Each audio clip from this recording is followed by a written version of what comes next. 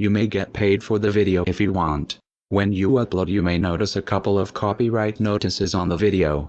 Ignore them. The copyright claims on the video are fraudulent. If they stop you from getting paid for the video, dispute them. If you do not host this video account, you are not doing your part to get the message out there, and you are part of the problem.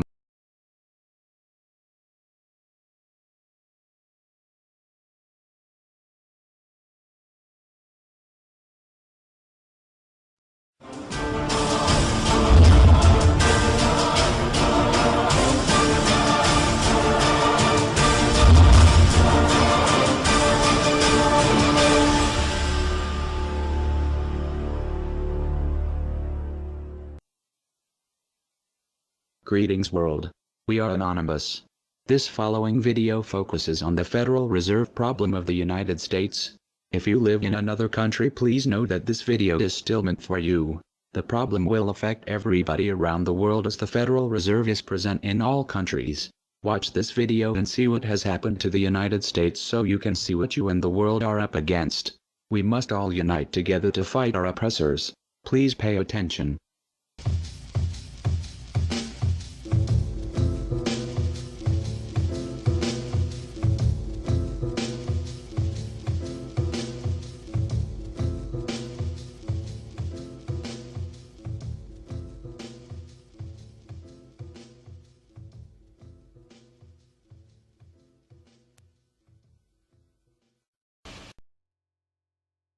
Every human on this planet is enslaved, whether they know it or not. This is not the crude and primitive slavery of ancient times. It does not rely on whips and shackles to keep the oppressed in their place. These tools have been rendered obsolete by much more sophisticated methods. That most of the enslaved are unaware of their condition and would in fact argue fiercely that they are free is a testament to the effectiveness of these invisible chains. You've heard the expression, money makes the world go round. There's truth in that. Money is the prime motive for human labor in modern civilization. If you want food, shelter, and clothing, you must have money. And unless you're part of that tiny minority that has more money than they could ever spend in their lifetime, then you must work, beg, or steal for that money.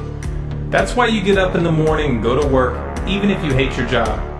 And that's why the specter of unemployment is more terrifying for most people than the prospect of spending 50 years of their life performing menial tasks within the confines of a fluorescent-lit cubicle. Of course, in Western countries, some are fortunate enough to have pulled away from the brink and do not live in fear that their basic needs will be met, at least for now. And yet they keep spinning the hamster wheel. Why is that? Could it be because money and the bling that it buys have become symbols of status and prestige? Money offers an illusory form of social validation, but even those who are not caught up in distinguishing themselves by how much they accumulate still must acknowledge the social stigma that comes with poverty. The combination of these primal motivators, the need for food, shelter, clothing, and social validation, is a very powerful force. It's enough to drive humans to engage in all forms of activity, even to the point of harming themselves or others in the process. The accumulation of money is therefore an accumulation of social and psychological power, and those who control the creation of money control this power at its source. So who controls the creation of money? Well, in the case of the US dollar, it's not the government. This shouldn't be an earth-shattering revelation. The fact that the Federal Reserve is a private institution owned by a cartel of the world's most powerful banks is quickly becoming common knowledge. Even the mainstream media doesn't deny it at this point. However, the full extent of what this means is only clear when you understand how the banking system really works. And unfortunately, this isn't something we're taught in school. Once you have it explained to you in simple terms, you'll understand why. Every dollar in circulation is loaned into existence by a bank. The process begins with the Federal Reserve when they loan out money to the US government and to other entities. You've probably heard this talked about before, especially in regards to the interest rate on those loans, which the Federal Reserve raises and lowers depending on economic conditions. But what's never talked about in the mainstream is the fact that the Fed isn't actually loaning out money that they have. They are merely typing those dollars into existence on a computer. You may be inclined to believe that this money is based on some physical backing like gold, but you would be mistaken. The Federal Reserve hasn't owned any gold since the 1930s. The Federal Reserve does not own any gold at all. We have not owned gold since 1934. So we have not engaged in any gold swaps. When the Federal Reserve loans money to the US government, The U.S. government gives the Federal Reserve government bonds in exchange. These bonds are simply written promises to pay back the money that was loaned to them with interest through taxation. So to be clear here, the government is taking out a loan from a bank that is creating that money out of thin air, and they're expecting you, the taxpayer, to cover that loan.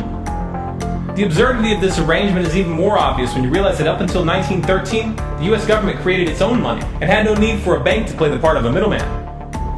That new money loaned out by the Federal Reserve enters circulation through the banks, accumulates in the banks, and in the end the banks end up holding all the cards. Not necessarily for the reasons you may imagine.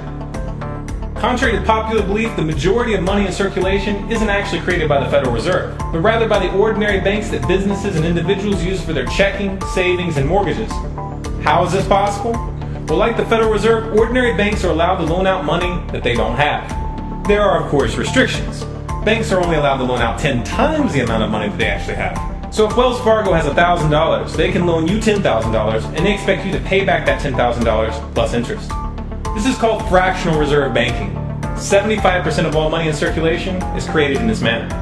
Now, as bad as this may seem, this is really only the tip of the iceberg. Most banks structure payment plans so that for many years, you're paying almost nothing but interest, and only start paying down the principal gradually. The result of this strategy is that in most cases, you pay far more in interest when you purchase a house than the house itself is worth. So here's the real question. If all money is created through loans, where does the money come from to pay for the interest? Let's say we reset the system to zero, loan $1,000 into existence, and charge 7% interest. We now have a total of $1,000 in the system, but we owe $1,000 plus interest, and that's more. The interest ensures that there's always more debt than money in circulation, because the money to pay the interest doesn't exist. Never has, never will. This would be obvious if there was only one loan being issued to one person in this manner, but when performed on a global scale, the reality is hidden and is transformed into a game of musical chairs where the person ending up without a seat faces bankruptcy and financial ruin. Because every dollar in existence is tied to a debt, this creates an unseen force that draws those dollars back to the banks, kind of like gravity attracts a physical object to Earth.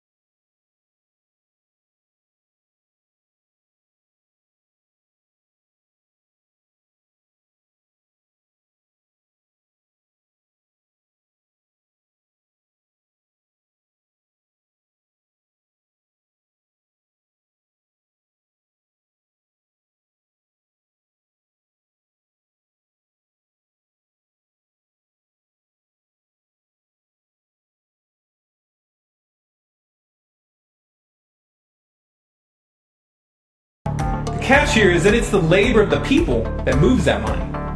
Every hour that you work to pay back a loan or to keep the government from throwing you in jail over income taxes is an hour worked for the banks.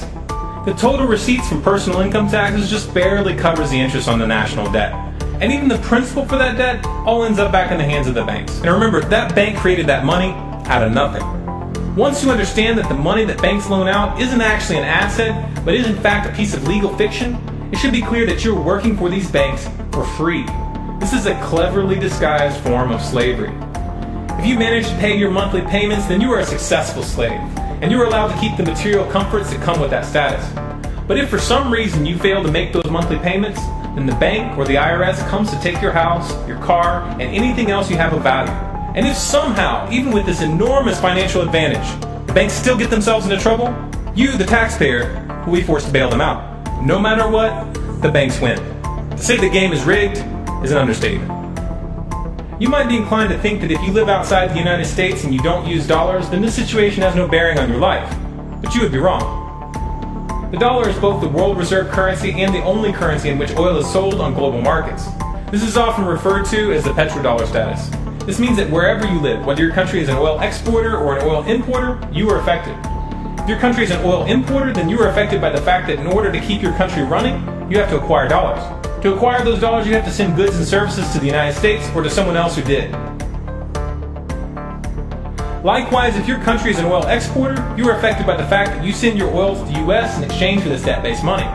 You are exchanging something of real and tangible value for digits on a screen. And if for some reason the leadership of your country grows tired of this arrangement and tries to pull off the dollar, you'll quickly find the United States military at your doorstep ready to open up a can of democracy on you. Iraq learned this the hard way when they switched their oil sales to euros in 2000, and Libya when they tried to organize a gold-based currency for Africa. Debt-based money is a masterpiece of social engineering, the ultimate tool of the ruling elite. Yet in reality, the whole thing is nothing more than a construct of belief. Our chains are the chains of the mind, and the path to freedom must also begin in the mind. If we want a better future for our children and grandchildren, then we must work right now to reach a critical mass of awakening. So in case you missed it, the Federal Reserve's only job was to issue paper currency and back up that money with gold, making each dollar refundable for gold. But what they did was they stole the gold, then printed a bunch of fake money out of thin air backed by nothing and loaned it out at high interest. They collected around $3 for every one fake dollar they produced, and they did this scam with every dollar ever made in the US. You never knew about it because they collected the interest through taxes. It was an invisible scam. This scam put you and your children in a $19 trillion debt, making your children debt slaves forever. The following video will demonstrate how much these banksters stole from the world. We are considered the 99% in the video. They, the banksters, are considered the 1% in the video. Pay attention. There's a chart I saw recently that I can't get out of my head. A Harvard business professor and economist asked more than 5,000 Americans how they thought wealth was distributed in the United States. This is what they said they thought it was. Dividing the country into 5 rough groups of the top, bottom, and middle 3 20% groups, they asked people how they thought the wealth in this country was divided. Then he asked them what they thought was the ideal distribution. And 92%, that's at least 9 out of 10 of them, said it should be more like this. In other words, more equitable than they think it is. Now that fact is telling, admittedly, the notion that most Americans know that the system is already skewed unfairly. But what's most interesting to me is the reality compared to our perception. The ideal is as far removed from our perception of reality as the actual distribution is from what we think exists in this country. So ignore the ideal for a moment. Here's what we think it is again. And here is the actual distribution. Shockingly skewed. Not only do the bottom 20% and the next 20%, the bottom 40% of Americans barely have any of the wealth. I mean, it's hard to even see them on the chart. But the top 1% has more of the country's wealth than 9 out of 10 Americans believe the entire top 20% should have. Mind-blowing. But let's look at it another way, because I find this chart kind of difficult to wrap my head around. Instead, let's reduce the 311 million Americans to just a representative 100 people. Make it simple. Here they are. Teachers, coaches, firefighters, construction workers, engineers, doctors, lawyers, some investment bankers, a CEO, maybe a celebrity or two. Now let's line them up according to their wealth. Poorest people on the left, wealthiest on the right, just a steady row of folks based on their net worth. We'll color code them like we did before based on which 20% quintile they fall into. Now let's reduce the total wealth of the United States, which was roughly $54 trillion in 2009, to this symbolic pile of cash. And let's distribute it among our 100 Americans. Well, here's socialism, all the wealth of the country distributed equally. We all know that won't work. We need to encourage people to work and work hard to achieve that good old American dream and keep our country moving forward. So, here's that ideal we asked everyone about. Something like this curve. This isn't too bad. We've got some incentive, as the wealthiest folks are now about 10 to 20 times better off than the poorest Americans. But hey, even the poor folks aren't actually poor, since the poverty line has stayed almost entirely off the chart. We have a super healthy middle class with a smooth transition into wealth. And yes, Republicans and Democrats alike chose this curve. 9 out of 10 people, 92%, said this was a nice, ideal distribution of America's wealth. But let's move on. This is what people think America's wealth distribution actually looks like. Not as equitable, clearly, but for me, even this still looks pretty great. Yes, the poorest 20 to 30% are starting to suffer quite a lot compared to the ideal, and the middle class is certainly struggling more than they were, while the rich and wealthy are making roughly 100 times that of the poorest Americans and about 10 times that of the still healthy middle class. Sadly, this isn't even close to the reality. Here is the actual distribution of wealth in America. The poorest Americans don't even register. They're down to pocket change, and the middle class is barely distinguishable from the poor. In fact, even the rich between the top 10 and 20 percentile are worse off. Only the top 10% are better off. And how much better off? So much better off that the top 2 to 5% are actually off the chart at this scale. And the top 1%, this guy, well, his stack of money stretches 10 times higher than we can show. Here's his stack of cash, restacked, all by itself. This is the top 1% we've been hearing so much about. So much green in his pockets that I have to give him a whole new column of his own, because he won't fit on my chart. 1% of America has 40% of all the nation's wealth. The bottom 80%, 8 out of every 10 people, or 80 out of these 100, only has 7% between them. And this has only gotten worse in the last 20 to 30 years. While the richest 1% take home almost a quarter of the national income today, in 1976 they took home only 9%, meaning their share of income has nearly tripled in the last 30 years. The top 1% own half the country's stocks, bonds, and mutual funds. The bottom 50% of Americans own only 0.5% of these investments, which means they aren't investing. They're just scraping by. I'm sure many of these wealthy people have worked very hard for their money. But do you really believe that the CEO is working 380 times harder than his average employee? Not his lowest paid employee, not the janitor, but the average earner in his company. The average worker needs to work more than a month to earn what the CEO makes in 1 hour. We certainly don't have to go all the way to socialism to find something that is fair for hardworking Americans. We don't even have to achieve what most of us consider might be ideal. All we need to do is wake up and realize that the reality in this country is not at all what we think it is.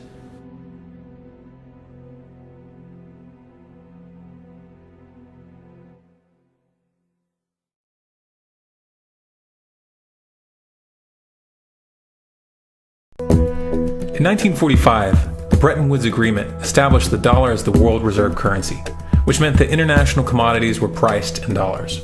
The agreement, which gave the United States a distinct financial advantage, was made under the condition that those dollars would remain redeemable for gold at a consistent rate of $35 per ounce. The United States promised not to print very much money, but this was on the honor system, because the Federal Reserve refused to allow any audits or supervision of its printing presses. In the years leading up to 1970, expenditures in the Vietnam War made it clear to many countries that the U.S. was printing far more money than it had in gold. And in response, they began to ask for their gold back. This, of course, set off a rapid decline in the value of the dollar. The situation climaxed in 1971 when France attempted to withdraw its gold and Nixon refused. On August 15th, he made the following announcement. I have directed the Secretary of the Treasury to take the action necessary to defend the dollar against the speculators. I have directed Secretary Connally to suspend temporarily the convertibility of the dollar into gold or other reserve assets, except in amounts and conditions determined to be in the interest of monetary stability and in the best interest of the United States. This was obviously not a temporary suspension, as he claimed, but rather a permanent default. And for the rest of the world who had entrusted the United States with their gold, it was outright theft. In 1973, President Nixon asked King Faisal of Saudi Arabia to accept only U.S. dollars as payment for oil and to invest any excess profits in U.S. Treasury bonds, notes, and bills. In return, Nixon offered military protection for Saudi oil fields. The same offer was extended to each of the world's key oil-producing countries, and by 1975, every member of OPEC had agreed to only sell their oil in US dollars. The act of moving the dollar off of gold and tying it to foreign oil instantly forced every oil importing country in the world to start maintaining a constant supply of Federal Reserve paper. And in order to get that paper, they would have to send real physical goods to America. This was the birth of the petrodollar. Paper went out, everything America needed came in, and the United States got very, very rich as a result. It was the largest financial con in recorded history.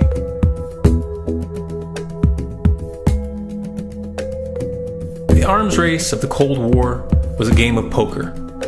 Military expenditures were the chips, and the US had an endless supply of chips. With the petrodollar under its belt, it was able to raise the stakes higher and higher, outspending every other country on the planet, until eventually US military expenditures surpassed that of all other nations in the world combined. The Soviet Union never had a chance. The collapse of the communist bloc in 1991 removed the last counterbalance to American military might. The United States was now an undisputed superpower with no rival. Many hoped that this would mark the beginning of a new era of peace and stability. Unfortunately, there were those in high places who had other ideas. Within that same year, the US invaded Iraq in the first Gulf War. And after crushing the Iraqi military and destroying their infrastructure, including water purification plants and hospitals, crippling sanctions were imposed which prevented that infrastructure from being rebuilt. These sanctions, which were initiated by Bush Sr. and sustained throughout the entire Clinton administration, lasted for over a decade and were estimated to have killed over 500,000 children. The Clinton administration was fully aware of these figures. We have heard that 500,000 children have died. I mean, that's more children than died in Hiroshima. And you know, is the price worth it? I think this is a very hard choice, but we think the price is worth it. Miss Albright, what exactly was it that was worth killing 500,000 kids for? In November of 2000, Iraq began selling its oil exclusively in euros. This was a direct attack on the dollar and on US financial dominance, and it wasn't going to be tolerated.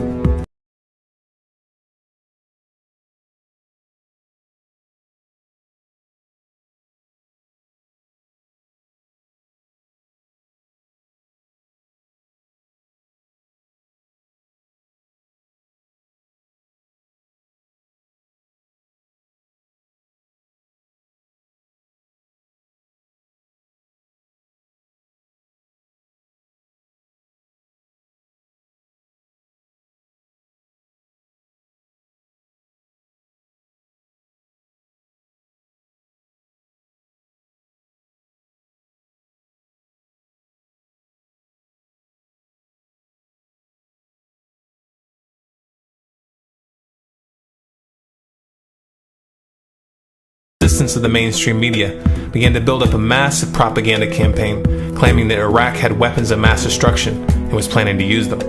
In 2003, the US invaded, and once they had control of the country, oil sales were immediately switched back to dollars.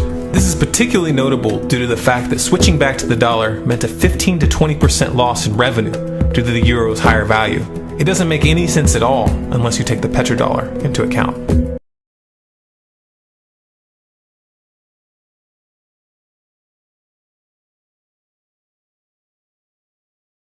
So now you can see we really did go to war just to keep this Federal Reserve petrodollar scandal going. And if you think our country didn't commit 9/11 to go to war, do a little research on Operation Northwoods. It was a plan to fly multiple planes into real towers with real people, to go to war with Cuba. Congress signed off to do this act of terrorism. All branches of military did as well. The government kills for the banks. Our country is ran by the banksters.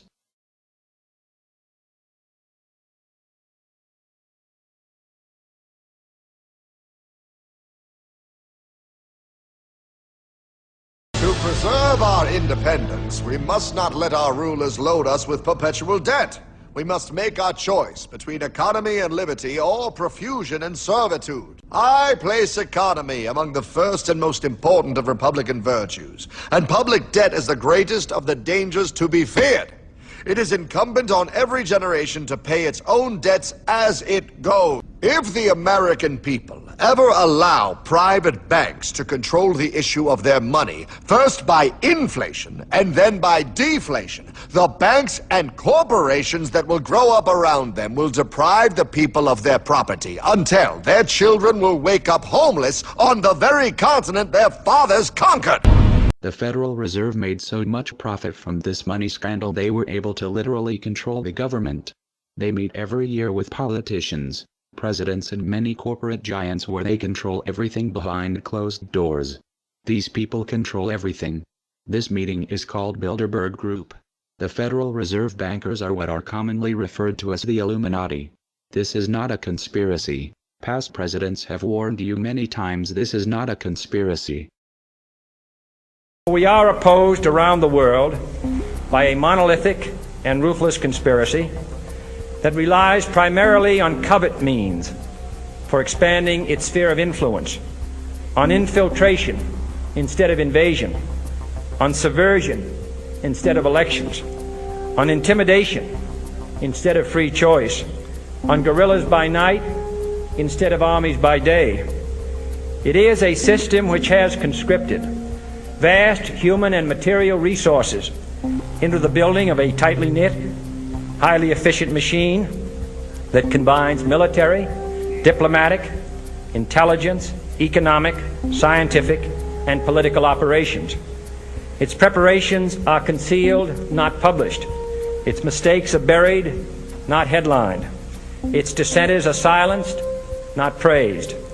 No expenditure is questioned, no rumor is printed, no secret is revealed.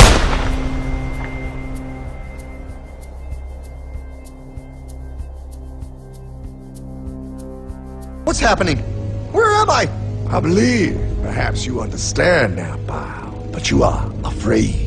JFK, Hartman, what does this have to do with my house and my dog? Oh, okay, that's enough. I want to go home now. This is the last president to stand up to the Fed. You must see. On June 4, 1963, President Kennedy signed Executive Order 11110. This executive order empowered the U.S. Treasury to issue real money without the Fed. It would have worked. Kennedy's plan to dismantle the Federal Reserve machine had begun. 6 months later, John F. Kennedy went to Dallas and never returned. No way. No way they could do that. The new president, Lyndon Johnson, threw out Kennedy's order. And since JFK, no president has dared confront the secret powers behind the Federal Reserve. Just how rich and powerful is Lord Evelyn Rothschild?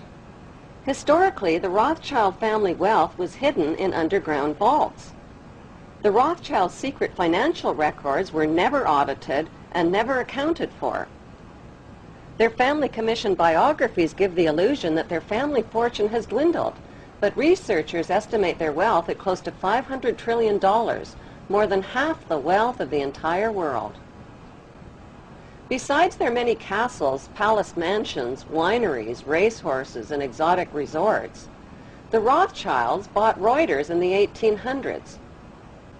Reuters then bought the Associated Press, which selects and delivers the same news stories to the entire world, day after day. They have controlling interest in 3 major television networks and easily avoid media attention since they own it.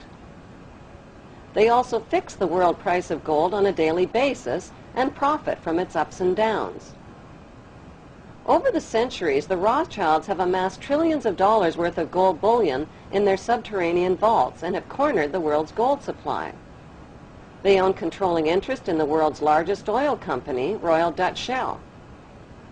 They operate phony charities and offshore banking services where the wealth of the black nobility and the Vatican is hidden in secret accounts at Rothschild Swiss banks, trusts, and holding companies. Although Evelyn Rothschild looks like a harmless gray-haired old man, make no mistake about it, Rothschild and his ancestors have handpicked presidents, crashed stock markets, bankrupted nations, orchestrated wars, and sponsored the mass murder and impoverishment of millions.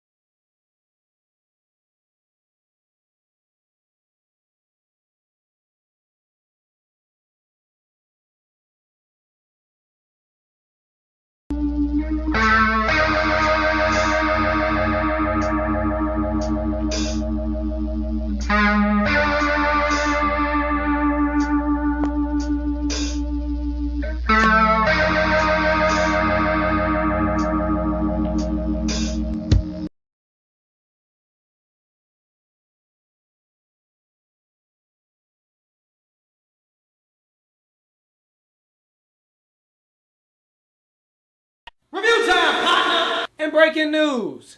To all of you who don't like conspiracy theorists, all of y'all who don't like truthers, who want to call truthers crazy, your fun is over. Those days of you having the illusion of credibility are over.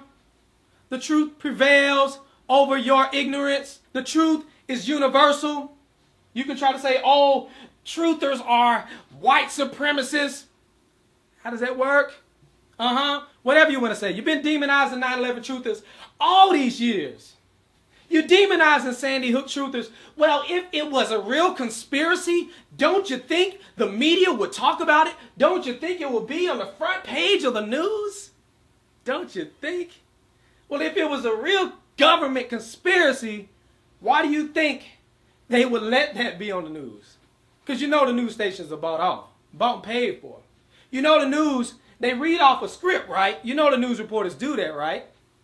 No, you don't know that? No, I trust my news. They are more credible than you. You are just some truther. I watch the news and I get informed. You get informed, don't you? Those reporters, they give you exclusive information.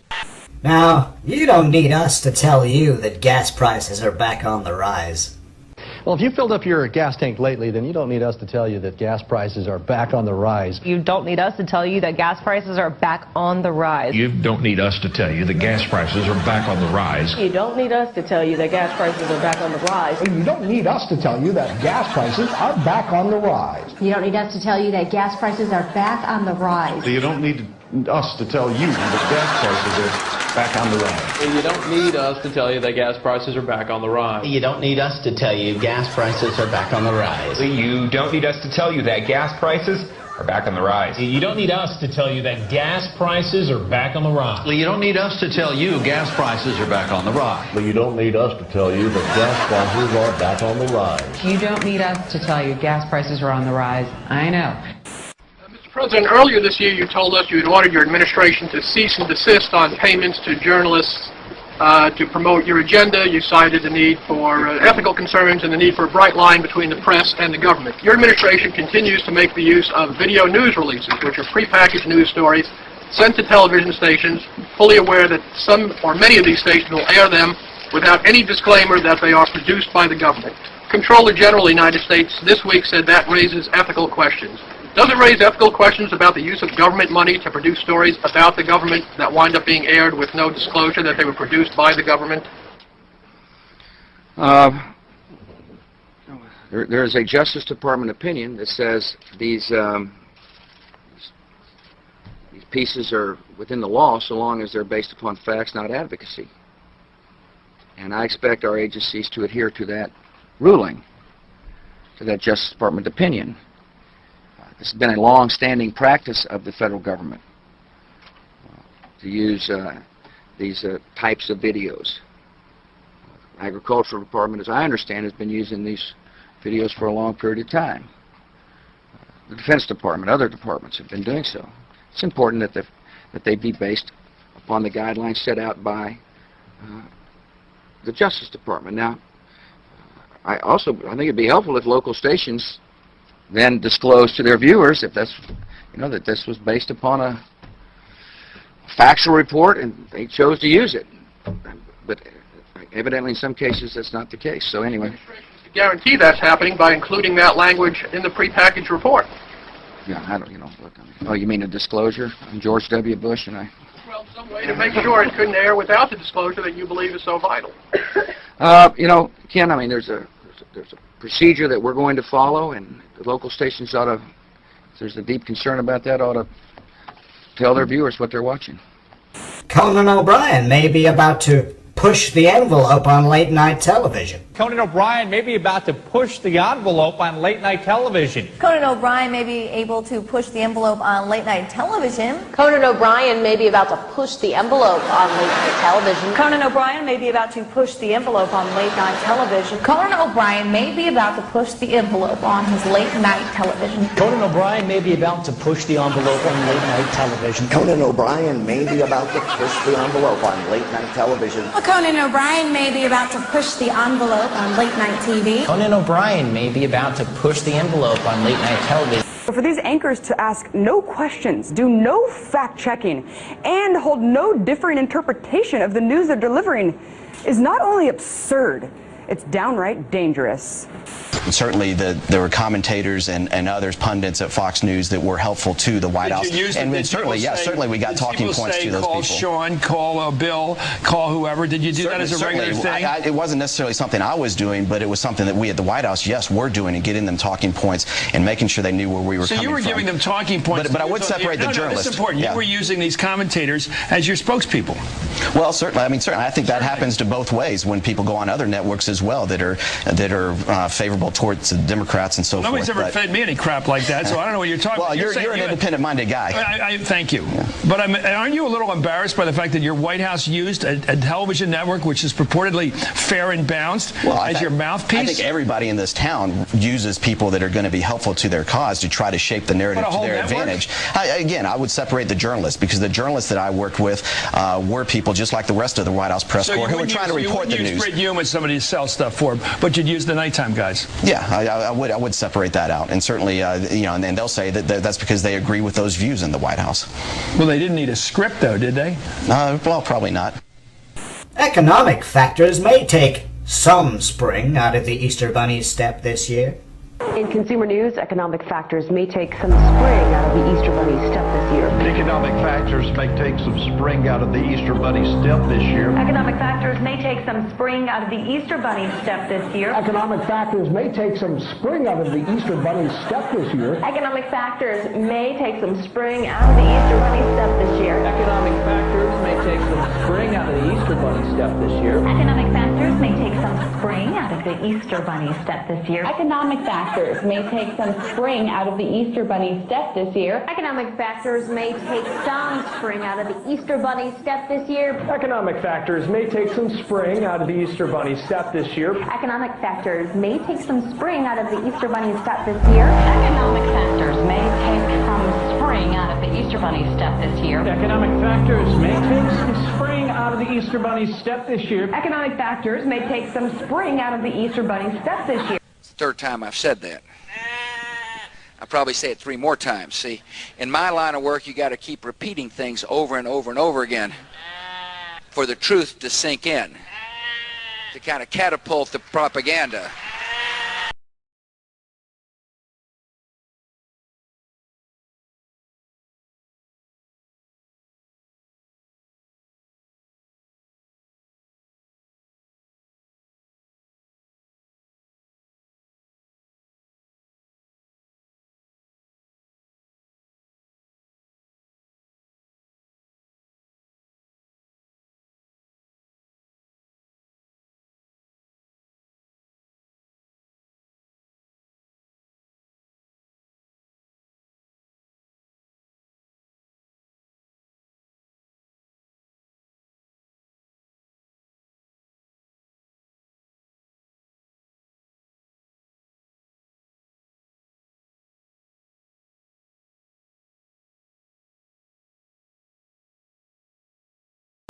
Review time, partner. And I am so tired of this deception right here. This is what got you in a chokehold.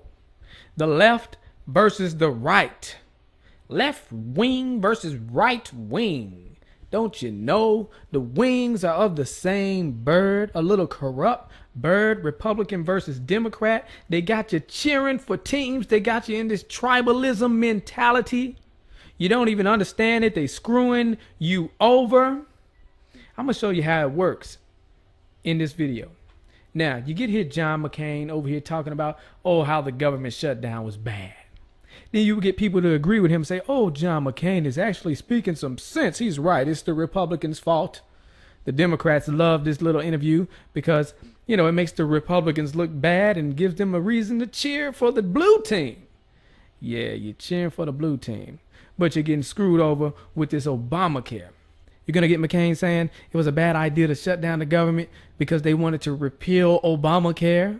And what you going to do? Replace it with Romneycare, the same thing? That's where Obamacare came from, Romneycare.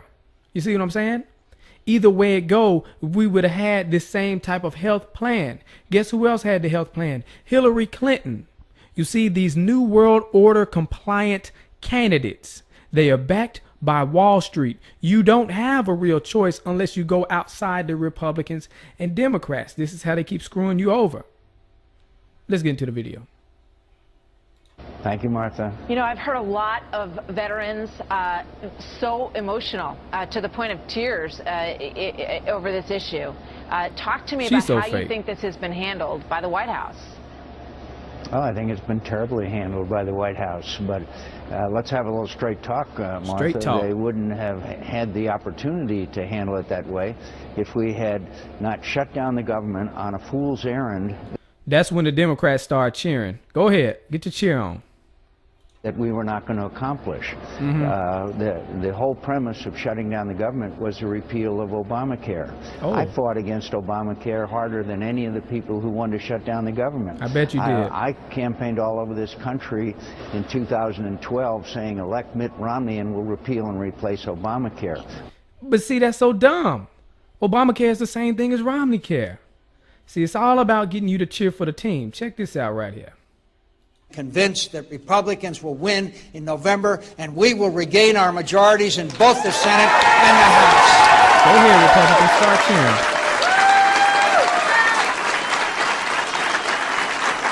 Why are you blinking like that? Man, stop blinking like that. What's your problem? And we will win House seats right here in Arizona. We will lead in Arizona. Can you get to the point? Jeez, this uneventful speech. And when we do, we will stop the out-of-control spending and tax increases and repeal and replace Obamacare. And they cheering. But repeal and replace Obamacare means they're going to put in Romneycare, which is the same doggone thing. Think I'm lying. Think I'm lying. We're going to look at this later. But let me see. Here we go. Governor Romney said this has to be done on a bipartisan basis. This was a bipartisan idea. In fact, it was a Republican idea. And Governor Romney, at the beginning of this debate, wrote and said, what we did in Massachusetts could be a model for the nation. And I agree that the Democratic legislators in Massachusetts might have given some advice to Republicans in Congress about how to cooperate. Listen to them now. But the fact of the matter is, we use the same advisors, and they say it's the same plan.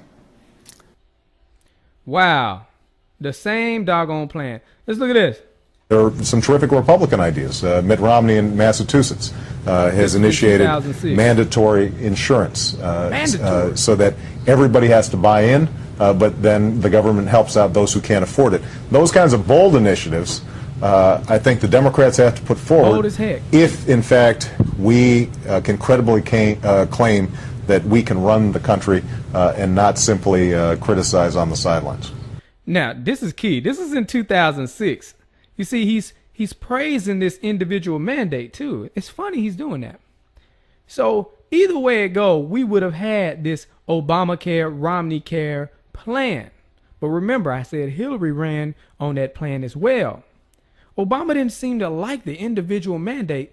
That's how he got elected. Well, one of the reasons that made him look good, because he said he wasn't for individual mandate. Let's check it out right here. Didn't represent her properly. They misrepresent her. Did they? And what do you say about that? Well, obviously, I think that they represented her position properly, which is that she supported in the past NAFTA, which has been pretty hard on Ohio. And we've had an ongoing discussion about health care. Both of us want to provide health care to all Americans. There's a slight difference, and her plan is a good one, but... Slight difference. This is the slight difference he's talking about. Check this out. She mandates that everybody buy health care. She'd have the government force every individual to buy insurance. Which is what Obamacare is. And I don't have such a mandate because I don't think the problem is that people don't want health insurance. It's that they can't. No, I don't want it. I don't want health insurance.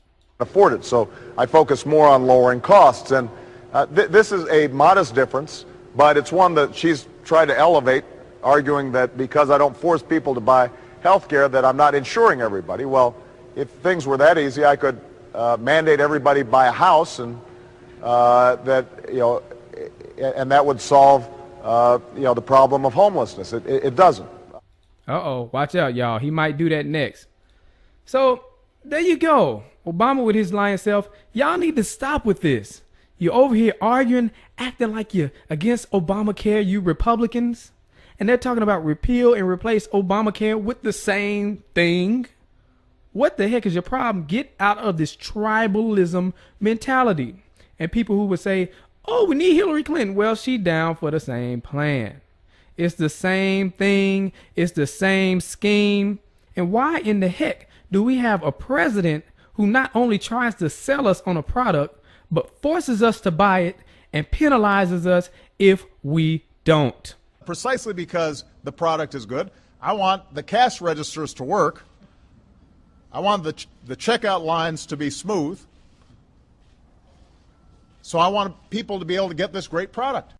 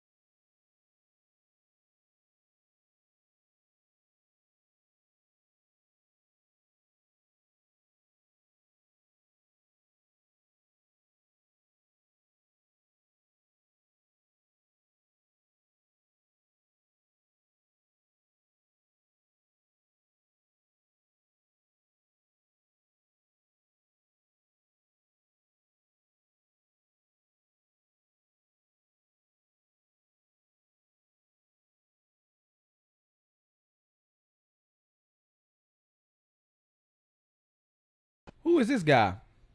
I don't know, but he seemed like a nice old man. Nice old man. No, this right here is David Rockefeller.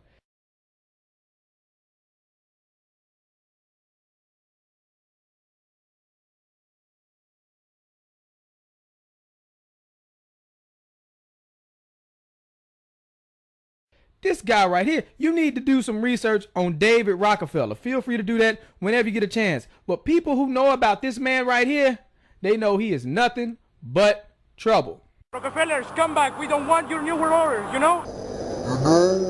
Leave Chile right now. Leave Chile. You are not... You're killing a lot of people. You're killing a lot of people. Leave here. Leave Chile right now. Leave Chile. Leave Chile. We don't want your world government. Leave Chile right now. Leave Chile, okay? Leave Chile. Your family is the most disgusting in the world, you know? Leave here. Leave. You also, you're a traitor to Chile. Mr. Agustin Edwards, you're a traitor to Chile, okay? You're a traitor to Chile. What you're doing right now, okay? Okay? Okay? You know everything. You know everything. You're participating with him. You're participating with him in this. Your world government will fail, okay? You heard what the man said. Leave Chile. Why was that man so mad at him? You want to know why?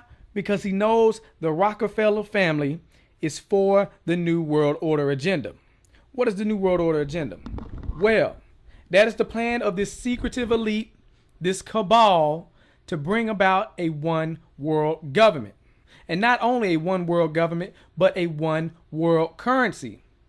And not only a one world currency, but a one world religion to glue it all together, which would mean they would have total control.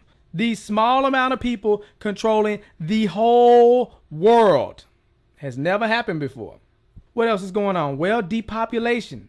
These guys push for depopulation in third world countries. You can see here Henry Kissinger. Depopulation should be the highest priority of U.S. foreign policy towards the third world. So what they're doing is systematically killing off large populations of third world countries, and they're working to bring America to third world country status. They control the banks. They control the money. They will do it. That is their plan. And eventually they want to have the population down to an amount where they can control all the people. But you know what? You don't even have to take my word for it. I had a friend, Nick Rockefeller, okay, who was one of the Rockefeller family. And he, when I was running for governor in Nevada, he came to me, introduced himself to me through an attorney. And we became friends. We started talking about things. And I learned an awful lot from Mr. Rockefeller. And one of the things that we used to talk about was the ultimate plan of the banking industry, what they wanted to accomplish. And the goals of the banking industry, not just the Federal Reserve System, but the private banks in Germany and England, all over Italy, all over the world, they all work together. They're all central banks, and they're all part of the Communist Manifesto. You know, central banking is one of the major planks of the Communist Manifesto. We talk about America being a capitalistic country, but yet at the same time we have a central bank that plans everything for us, right? And the graduated income tax is another plank of the Communist Manifesto, right? So right there you have two major planks of the Communist Manifesto that have been brought in because of the Federal Reserve System, okay? So the ultimate goal that these people have in mind is the goal to create a one-world government where everybody has an RFID chip implanted in them. All money is to be in those chips, right? There'll be no more cash. And this is given me straight from Rockefeller himself. This is what they want to accomplish. And all money will be in your chips. And so instead of having cash, anytime you have money in your chip, they can take out whatever they want to take out whenever they want to. If they say you owe us this much money in taxes, they just deduct it out of your chip digitally. Total control. Total control. And if you're like me or you, and you're protesting what they're doing, they can just turn off your chip. And you have nothing. You can't buy food. You can't do anything. It's total control of the people. And that chip's connected to a database that has your purchasing records, what you do. Everything. Everything is in there, you know? And so they want a one-world government controlled by them, everybody being chipped, all your money in those chips, and they control the chips, and they control people. And you become a slave. You become a serf to these people. That's their goal. That's their intentions. And if you look here, he even tells you this is what he is about. Some people believe we are part of a secret cabal working against the best interests of the United States, characterizing my family and me as internationalists, and of conspiring with others around the world to build a more integrated global political and economic structure. One world, if you will. If that's the charge, I stand guilty and I am proud of it. That's David Rockefeller telling you he wants this New World Order. Well, he didn't say New World Order. Oh, so you need him to say New World Order. Okay. All we need is the right major crisis, and the nations will accept the New World Order. See that? That's why you got to pay attention. But before we break it down, I want you to see this.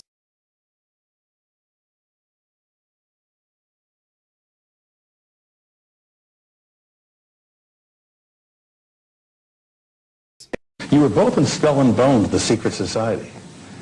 It's so secret we can't talk about it. What does that mean for America? The conspiracy theorists are going to go on. I'm sure they are. I don't know. I haven't seen the rest. Number 322? First of all, he's not the nominee. And, look, I look forward... Are you prepared to lose? No, I'm not going to lose. You both were members of Skull and Bones, a secret society at Yale. What does that tell us? Not much, because it's a secret. Is there a secret handshake? Is there a secret code? I wish there were something secret I could manifest. 322, a secret number? There are all kinds of secrets. We had a worldview, Republican and Democratic presidents alike, from Harry Truman to George Bush, stood for freedom and stood for certain propositions that would make America strong and healthy and grow the middle class and shrink poverty and stand against communism. And after 1989, President Bush said, and it's a phrase that I often use myself, that we needed a new world order. We have before us the opportunity to forge for ourselves and for future generations a new world order, a world where the rule of law, not the law of the jungle, governs the conduct of nations. When we are successful, and we will be, we have a real chance at this new world order, an order in which a credible United Nations can use its peacekeeping role to fulfill the promise and vision of the UN's founders.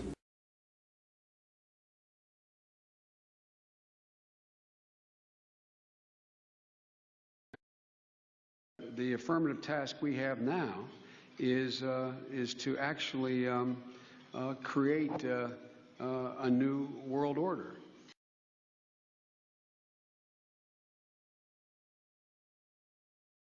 If you go outside the city of Atlanta, go east about 60 or 70 miles to the town of Elberton, and then go north on Highway 77 about 10 miles, you'll find off to the right what's called the Georgia Guidestones. It looks kind of like Stonehenge, these big, huge granite rocks set up there. This was done by a guy, we have a pseudonym, came in, paid cash, had this company set these things up in 1980. He called himself R.C. Christian, but that's not his real name. It says right on the stones, a pseudonym, false name. On these Georgia Guidestones, it gives the 10 Commandments for the New World Order. 10 Commandments for the New World Order. The first commandment was to maintain humanity under 500 million. I went there and looked at those things and said, now, hold on a minute. Today's population is 6 billion. They want to maintain humanity under 500 million. Looks like a lot of people got to die for their plan to work, which is, by the way, the plan.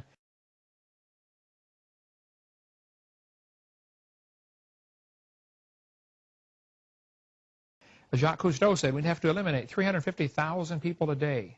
A third of a million people a day would have to be eliminated to save Mother Earth. Bill Clinton said we need to reduce the population of the Earth to 1 billion. There are a lot of folks who would like to reduce the population of the Earth. The Bible command is quite the opposite.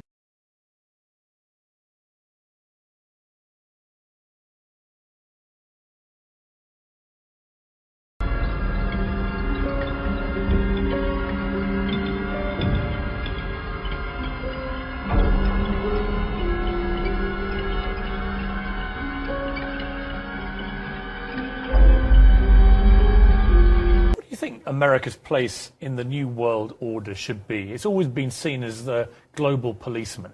But as you said before, you know, it's hard to see with all these military conflicts where the winner and loser lies. What should America be doing I think globally? The global policeman should be the United Nations.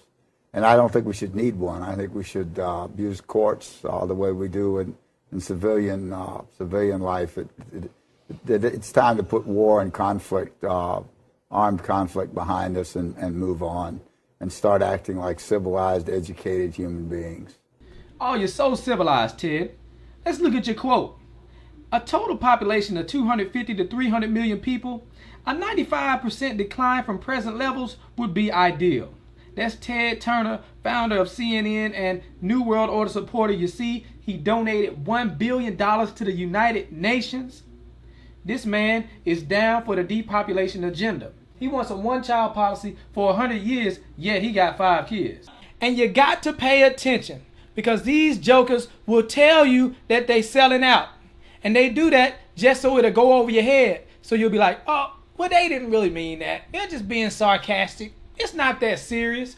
But then at the same time, people be like, oh, well, I ain't gonna believe that unless they tell me. He telling you right here. So we get Shaq admitting to the whole world that he's a Freemason and he is proud of it. What is going on there? That's a ring of my profession. You don't know nothing about that. Okay, well, can we get a close-up on that? There it is. What? I don't know nothing about What is the profession? Yeah, which profession Look are at you that talking man. about? Woo, that man so happy. Is it a legal profession? Of course it's legal. It's a ring of my profession. I'm trying to read it. Okay. It's too many diamonds. He's like, yep, I'm a Freemason. Ain't nothing you can do. Mason, are you a Mason? Of course. And all them jokers around him know what's going on. The secret ceremony. Well, you might as well put your pinky out when you drink your drink. Put your pinky out. You know, the secret ceremonies with the candles and the... Everyone wears... Anyway, the Clippers. The Clippers. But that is impressive, Mr. O'Neal. I don't have a championship. Anyway, so the Clippers. Oh, yeah, I have 4. Those he doesn't wear. Those he doesn't wear. The Clippers. Yeah. As I was blinded by success. Look at that man right there. That's impressive. I'm blinded by success. See, they know what the deal is when you a Freemason. You know, they get all these movie roles and all these deals. Matter of fact, Shaq was on Grown Ups 2. It was one of the worst movies I have ever seen. Oh my gosh. Terrible. Anyways, he on there. There go your boy Shaq. Shaq's a Freemason. Bring it right back to David Rockefeller.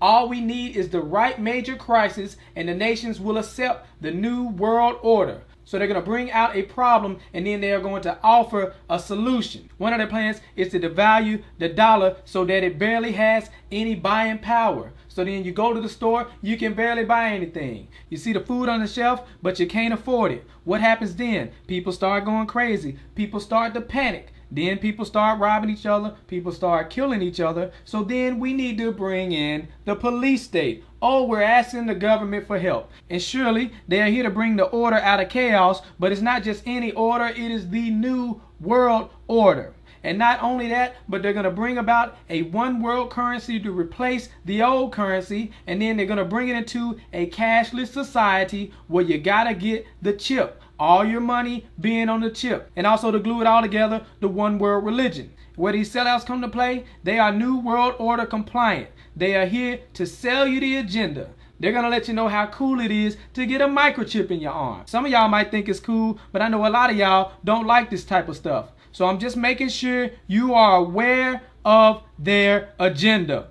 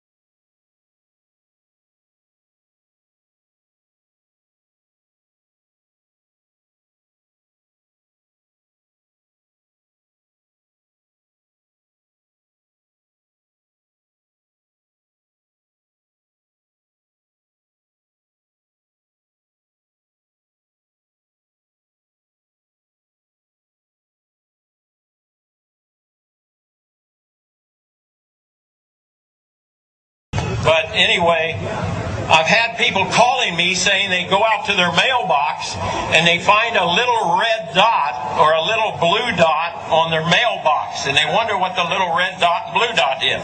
Well, it's marking your mailbox by the government, so when foreign troops come in here on us after martial law, if you have a red dot on your mailbox, they take you out immediately and shoot you right in the head. But if you have a blue dot, they take you to the FEMA camps being built by Halliburton right now to house 50 million Americans. They're building enough concentration camps in America by Halliburton that Cheney's getting rich off of, Vice President Cheney's getting rich off of, to put those those with the blue dot on your mailbox in those concentration camps.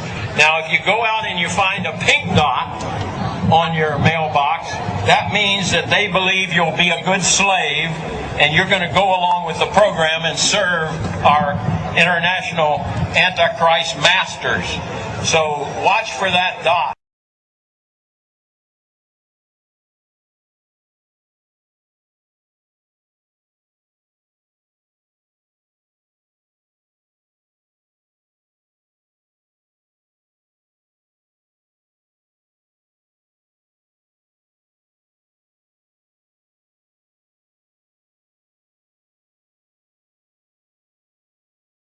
Listen to this, folks. I was pulled to the side road, which was a new cut gravel dirt road in front of a business, a builder supply business. And the right side of the road was filled with, which I thought was portable toilets. So I never looked at them that close. Same in color, maybe black, but which was an odd color. And I asked him about the field of black boxes.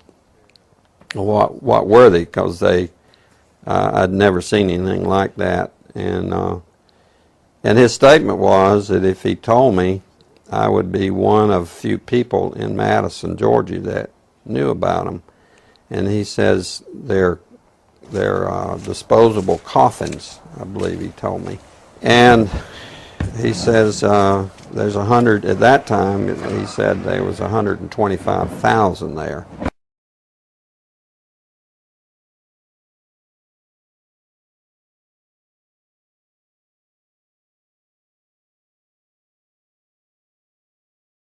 And the brother of the man that owns this field, that the government is leasing this field from to store these disposable coffins, this brother was given 3 years to set up temporary morgues around the country. Have you heard that the Department of Homeland Security has purchased 1.6 billion rounds of ammunition last year?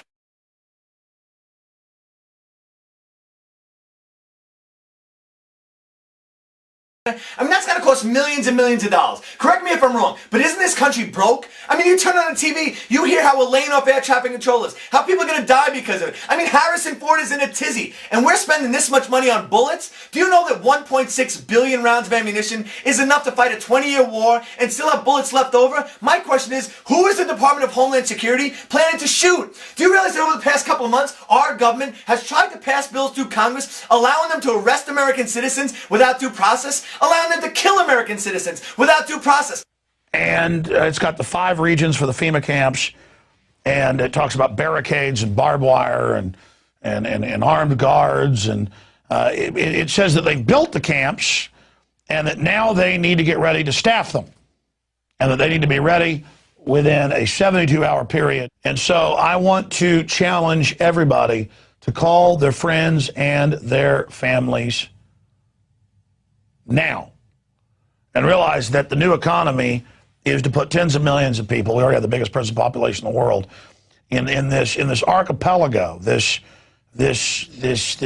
giant chain of facilities all over the country. The following video details the contents of a Department of Defense document entitled Internment and Resettlement Operations, also known as FM 3-39.40. The document is 325 pages long and it is signed by Joyce E. Morrow, Administrative Assistant to the Secretary of the Army. It was created in 2010, however, has just been recently leaked to the public via the internet and can now be downloaded from multiple sources. In the description below, you'll find a download link for the document. I strongly encourage you to download it yourself and to verify everything that's being said here. The document outlines military procedures for internment and resettlement of civilians, and it describes the layout and the administration of these internment camps. It clearly states on page 38 that it applies within U.S. territory, and it specifically addresses the detainment of U.S. citizens, as is indicated by the identification procedures for new prisoners on page 146, which states that social security numbers are to be recorded alongside their photograph and fingerprints.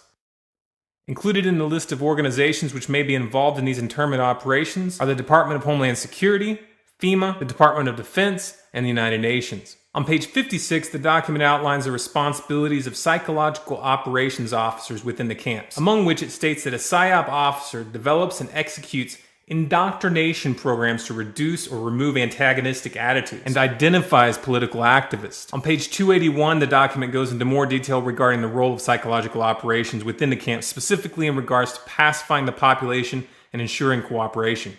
On page 238, it gives the conditions for the use of deadly force in such camps. Among the justifications for lethal force, it includes to terminate an active escape attempt. That point right there should make it clear that these camps are not benevolent disaster relief type facilities. On page 244, the document calls for the use of snipers during riots to, quote, scan a crowd and identify agitators and riot leaders for apprehension and fire lethal rounds if warranted. On page 260, it shows the basic layout for a facility focusing on detainment. It is depicted with interrogation areas, tribunal areas, and mortuaries. Each detainment facility is designed to hold 4,000 prisoners, and they are depicted with multiple levels of barbed wire separating compartments within the facilities, with a double barbed wire fence enclosing them, and watched over by 24 guard towers. On page 261, the document depicts the layout for what they call civilian resettlement facilities, which are designed to house 8,000 people. Though it uses the word resettlement, the plans show multiple levels of barbed wire dividing the sections of the facility, with double barbed wire fencing on the outside, as well as 16 guard towers. On page 262, the layout for facilities designed for what they call non-compliant prisoners is shown. These camps are designed to hold up to 300 prisoners, they have 3 interrogation centers, and are guarded by 13 guard towers. Now, if there's any question whether these plans are active or just theoretical, this should be settled by the fact that the U.S. Army has been running ads for job positions in these camps since 2009, and apparently, they're still hiring. Once again, if you look in the description, you'll find all the links you need to verify this information. It's important to note here that this document was created in 2010, which was under the Obama administration, and it predates the NDAA of 2012, which authorized military detainment of U.S. citizens. This clearly shows a long-term agenda at work.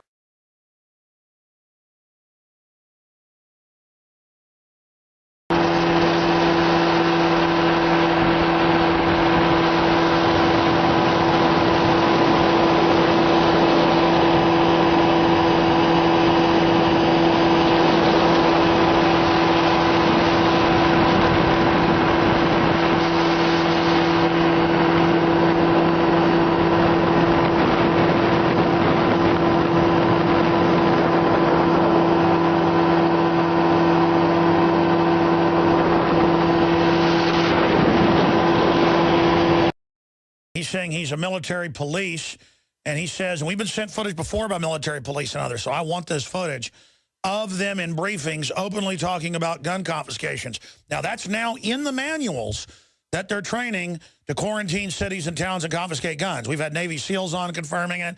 We have the documents. We know that. But footage, not just in some Army manual, but footage could really, really hurt the folks that are trying to covertly prepare the military for basically civil war. Brian, obviously, you've got to go back in right now. Tell us as much as you can and how we get this footage, but describe it for us. Okay, so I was in a briefing with FEMA. FEMA runs my old unit. I'm actually out now. I got out in September of this year. They were talking about suspension of the Constitution, Second and Fourth Amendment rights being taken away, and I openly asked him, are we going to take guns? He says no, but he says they will. It's clearly on the video. They will, talking about the FEMA guys with us. So that's the gist of the video. You could. I'm filming the floor because it kind of startled me when they said that they're going to suspend the Constitution under martial law, which is pretty scary to me. Essentially, yeah, we pretty much at that time, your Second Amendment, all your rights, First Amendment rights, pretty much everything is at that moment just interrupted. Yeah. So you said that martial law suspends their Second Amendment, so I'm not going to, but would you say we would take weapons from people? Yeah, that's what they do. Yeah.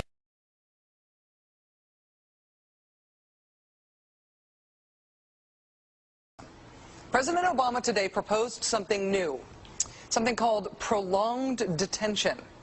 Doesn't sound that bad, right? Prolonged detention. Did you ever see the movie Minority Report? It was based on a Philip K. Dick short story. Came out in 2002. It starred Tom Cruise, remember? He played a police officer in something called the Department of Pre-Crime. Pre-crime is where people are arrested and incarcerated to prevent crimes that they have not yet committed. Mr. Marks, by mandate of the District of Columbia Pre-Crime Division, I'm placing you under arrest for the future murder of Sarah Marks and Donald Dubinos. Take place today, April 22nd, at 0800 hours, 4 minutes. No, I didn't do anything. You didn't do anything, but you're gonna. future murder. Creepy, right? Putting somebody in jail not for what they've done, but for what you're very sure they're going to do?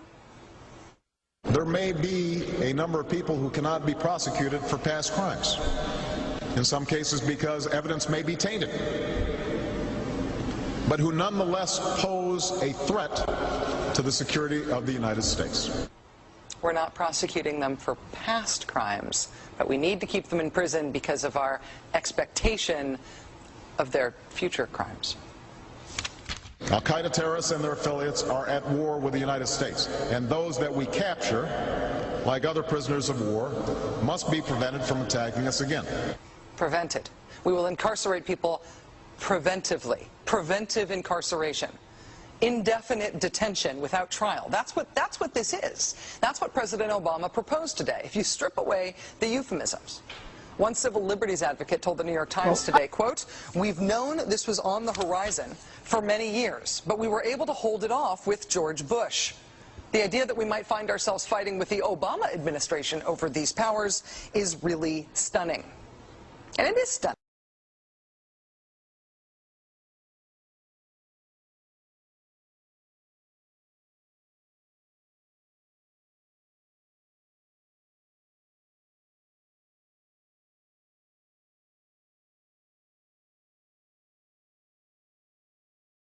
As a psychiatrist, I remember very well the condemnation by the American Psychiatric Association of Soviet psychiatrists and the Soviet Union for their use of psychiatric techniques and psychiatric medications to control political dissidents. Sadly, shockingly, we in the United States have become those same oppressors. We now have a policy, as exemplified by the FBI brochure from the Phoenix Office on Counterterrorism, which says people who are defenders of the U.S. Constitution against federal government and the UN, and make numerous references to the U.S. Constitution, should be monitored as potentially murderous, and fanatical terrorists, by extension, should be considered mentally unstable.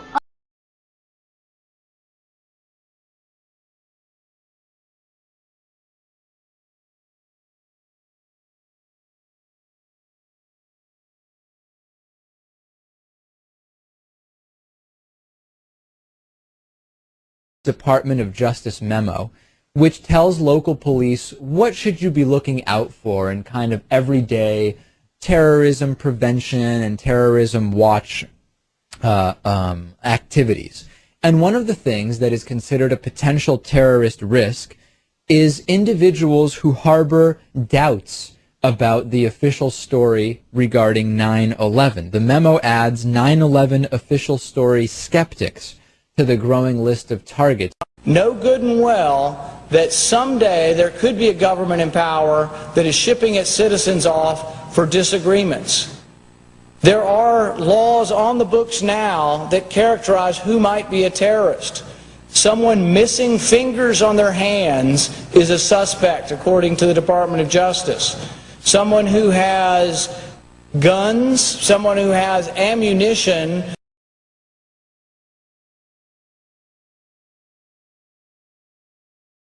someone who has more than 7 days of food in their house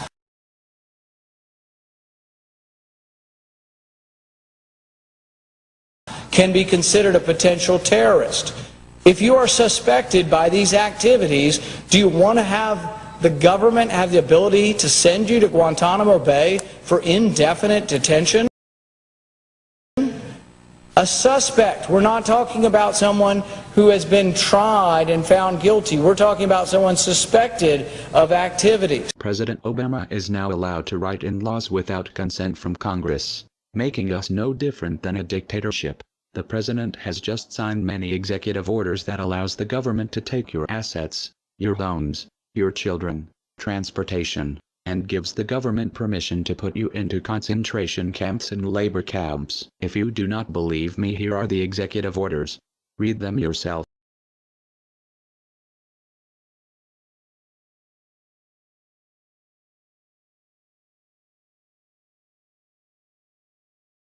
Here we go.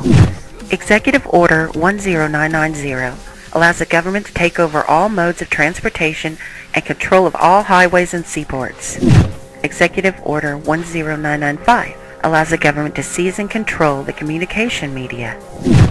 Executive Order 10997 allows the government to take over all electrical power, gas, petroleum, fuels, and minerals. Executive Order 10998 allows the government to seize all means of transportation, including personal cars, trucks, or vehicles of any kind, and total control over highways, seaports, and waterways. Executive Order 10999 allows the government to take over all food resources and farms.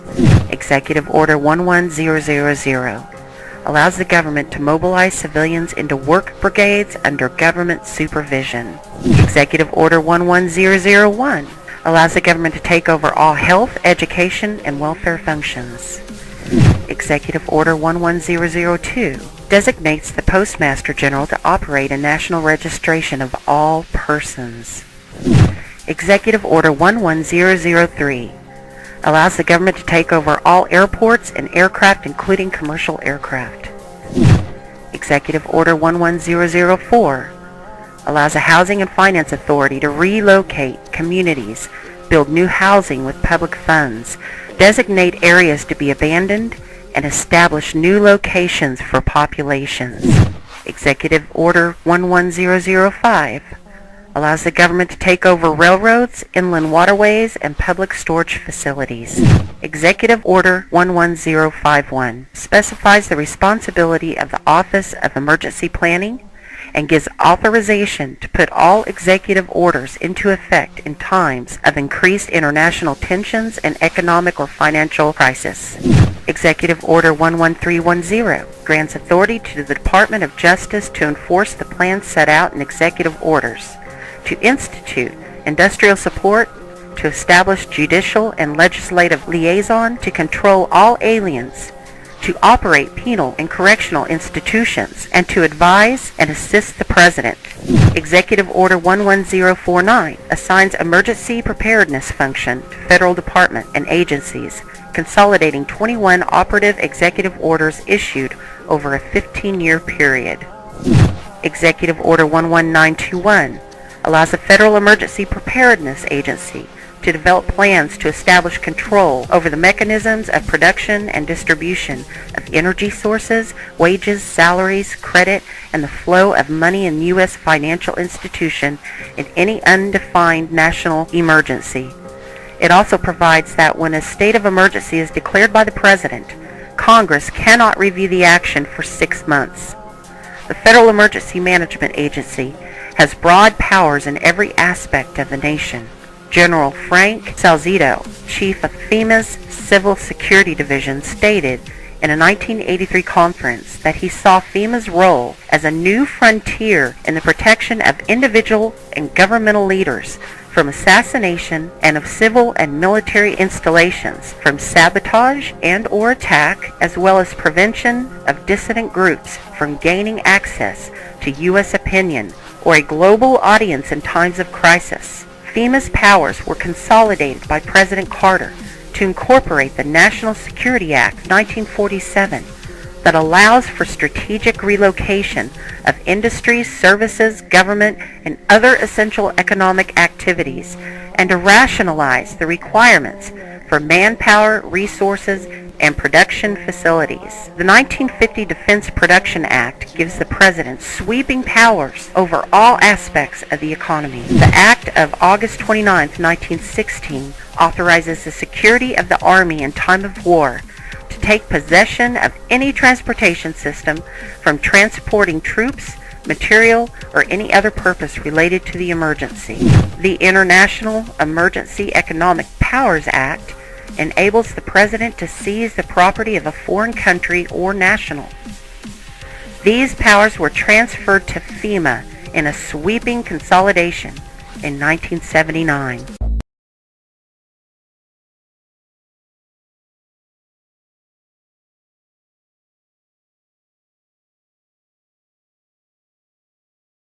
Did Hitler get elected on Monday and start throwing people into ovens on Friday?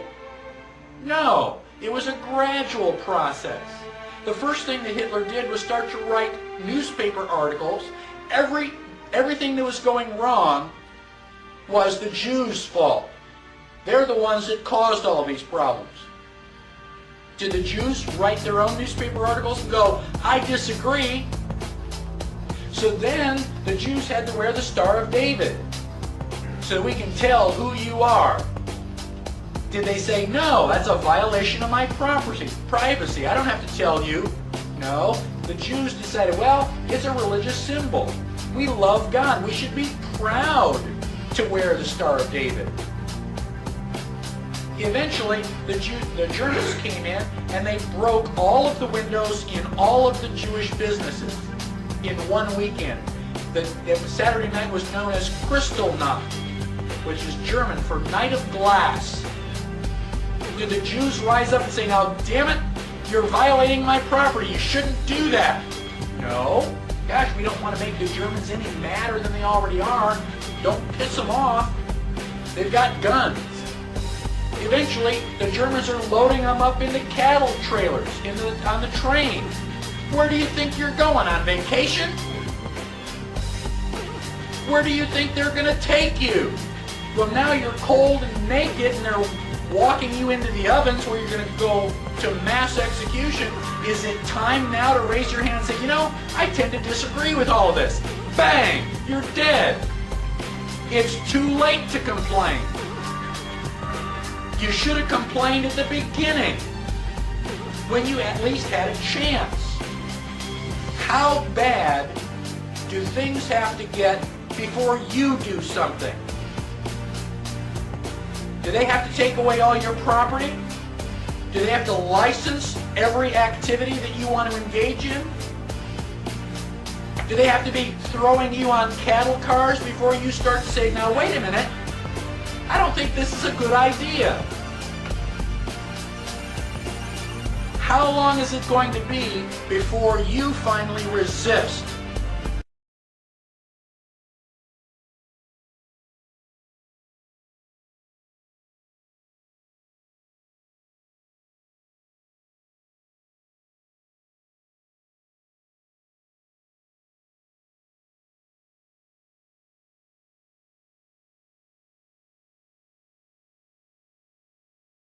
The only way we can stop this is if we all unite together and fight it. People of the US are waking up to the Federal Reserve scandal, and the powers that be are currently afraid of retaliation. And that is precisely why they're trying everything they can to disarm us. You know how the media has been saying gun violence has been out of control and at an all-time high. They are not simply twisting the truth here or exaggerating. They are absolutely presenting lies to you. First off, realize, gun violence in the United States has always been shockingly low. And gun violence has dropped by 49% in the last 11 years. The already absurdly low gun violence in America has literally dropped in half. In half. The fact they are saying that it is at an all-time high perfect demonstrates how biased the government and the media is.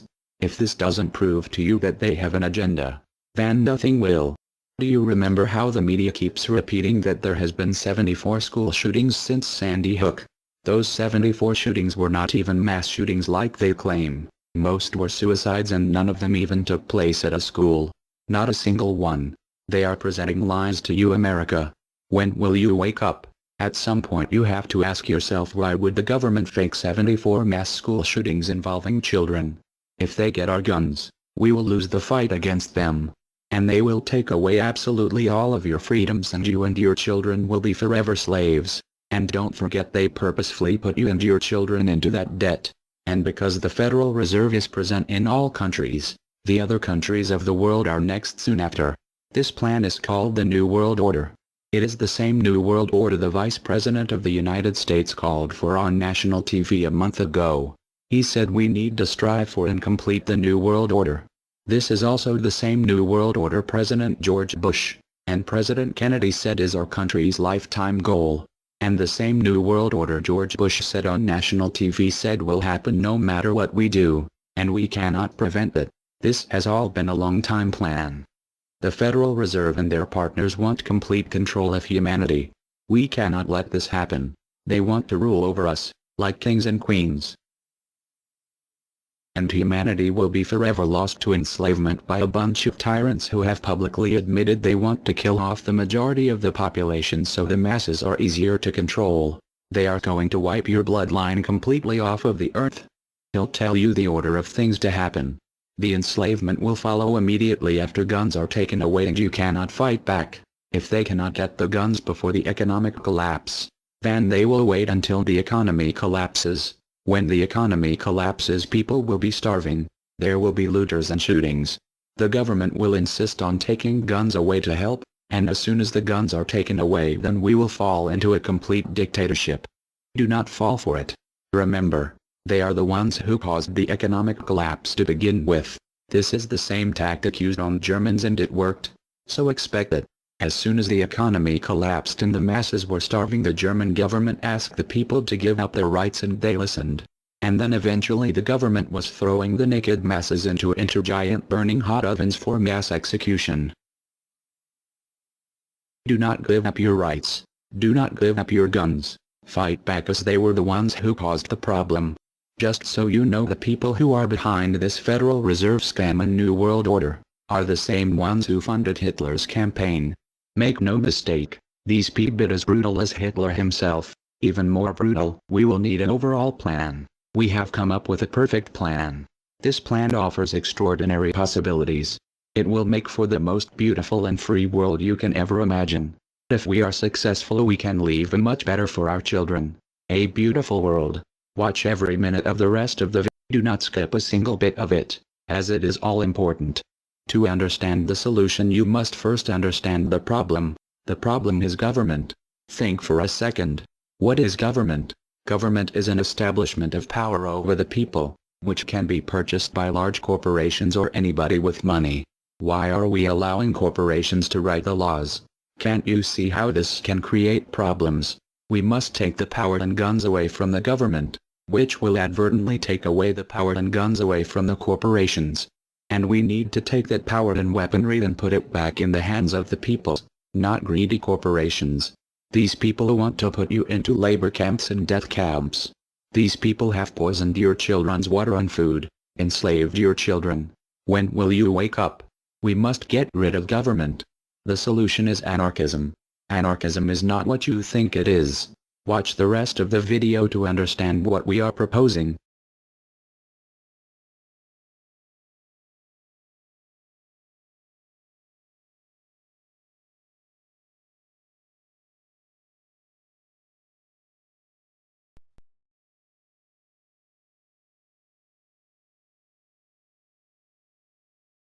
To you? Makes perfect sense. Okay. Anybody else want to throw anything out at us? Sir? I think you're an anarchist and you don't know it yet.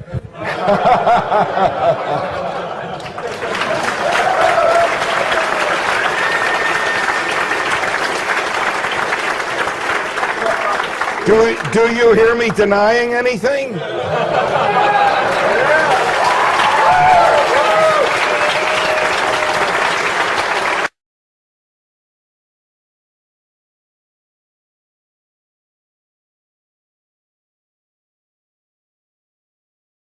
Many people, when they hear the word anarchy, think of chaos and mayhem. So they assume that an anarchist must be in favor of disorder and violence. That is the complete opposite of the truth. Most objections and complaints about the anarchist or voluntarist philosophy are not actually about the philosophy itself, but result from people misunderstanding what the philosophy is all about. To illustrate a few points, we will use the example of two fictional islands. Authoritania, where there is a ruling class or government, and anarchia, where there is no ruling class of any kind. We will use these islands to examine several common misconceptions about anarchism. Lots of people think anarchy means every man for himself, or survival of the fittest, or the absence of any social cooperation or organization. They think that anarchy means everyone has to be self-sufficient. This comes from the false assumption that some kind of government is necessary for any organization to occur. Whether it's part of a republic, a democracy, a kingdom, or a dictatorship, a ruling class issues orders called laws and punishes anyone who disobeys them. That is not cooperation. That's domination. It's one group forcing its will on another. Authoritarianism can be used to force people into organized patterns, but that does not mean that people are incapable of organizing their activities without being forced. The most productive and useful examples of organization that we see today are anarchistic in nature. No one was forced to build the grocery store you go to. No one was forced to produce or sell anything in it. Everyone involved in the vastly complex operation of growing your food, transporting it, displaying it in the store, and selling it to you, everyone involved participates voluntarily, working in exchange for money. You and all the other store customers choose freely which store to go to and what to spend your money on. This purely voluntary arrangement allows for an amazingly complex degree of organized cooperation without anyone being coerced to participate. In contrast, under government, a very small group of people comes up with an idea and forces everyone else to participate in it and provide for its funding with tax dollars. In the authoritarian version of a supermarket, the ruling class would tell people what to produce and how much, what prices to charge, and they would tell customers what they must buy and what they must pay. Anyone who did not comply with the centralized master plan would be punished in some way. That is how government does things. Which one of these would you prefer? Another common but incorrect assumption is that if there were no ruling class or no government, people would have no way of defending themselves against common criminals or foreign invaders. Again, this is simply not true. The government version of protection is inherently hypocritical. Governments will use their hired law enforcers to find and lock up some of the private thugs and thieves and prevent them from preying on people. But every ruling class gets the money for its operations by way of taxation, demanding money from its subjects and punishing those who don't pay up. Oddly, every ruling class insists that it needs to be able to forcibly control and extort money from people in this way in order to protect them from private criminals who might try to forcibly control and extort them. In contrast, if there is no government, people do not lose their inherent right to defend themselves from violence, or to defend what they have from those who would take it. Every person has this right, and they also have the right to organize and cooperate with each other to exercise that right. Organizing for mutual defense does not require any government-granted laws or authority. No one wants to be attacked or defrauded, and everyone wants to feel safe. Whether each person takes this on himself or herself individually, or whether they hire and organize others to do it on their behalf, it can be done on a voluntary basis. Those who insist that government is necessary often claim that if there wasn't a government, then smaller private gangs would spring up to enslave and rob people. Organized crime gangs exist along with government, and most people do not understand the dynamics between them and how government enriches and empowers organized crime while appearing to fight it. Black markets enrich organized crime, and money allows them to buy government protection. There's no reason to think they would do as well in an environment of freedom, where they would have fewer ways to make money and would be up against both individual and organized armed citizens. A criminal gang that's recognized as such has far less power than a gang whose aggression is perceived to be legitimate and proper. And that's the gang we call government. When thuggery is called law enforcement, and thievery is called taxation, and self-defense is called crime and terrorism, then even the widespread ownership of firearms can't do much to stop the aggression. Imagine a private gang trying to do the things that government does without the aura of authority, and imagine how a well-armed population would respond to this. The gang would fail quickly and dramatically. Another concern that people have when they first consider the idea of a stateless society is that some people are truly malicious, destructive, and sociopathic. The concern is that these people would be free to do anything they wanted and no one would stop them. But this concern is again based on a basic misunderstanding of human nature. Wherever we have a government ruling class, we still have freelance thieves and thugs who are not deterred by the laws of the politicians. In some instances, they're stopped by force by the police, or they decide not to commit a crime for fear of what the police might do to them. What makes this deterrence work is not the legislation or the official badges, but the simple threat of harm to the sociopath. It really makes no difference whether the threat comes from the police, or another citizen, or even another criminal. A sociopath doesn't care about laws or social rules. He cares about avoiding pain and hardship for himself. This is still true when a government ruling class is not involved at all. If the intended target of a would-be carjacker pulls out a gun, it doesn't make any difference to the carjacker whether that person has a badge or whether there's a law against taking people's cars. Discouraging nasty people from hurting others does not require special authority, only the ability to use defensive force. Ironically, though people hope that government will protect them, having a government, a gang which is believed to have the right to tax and control people, just creates one gang so big and powerful that normal people can't resist it. In short, to create a huge gang and then give it societal permission to control and extort people with the hope that this gang will prevent theft and thuggery is simply a self-contradictory idea, but that's what government always is.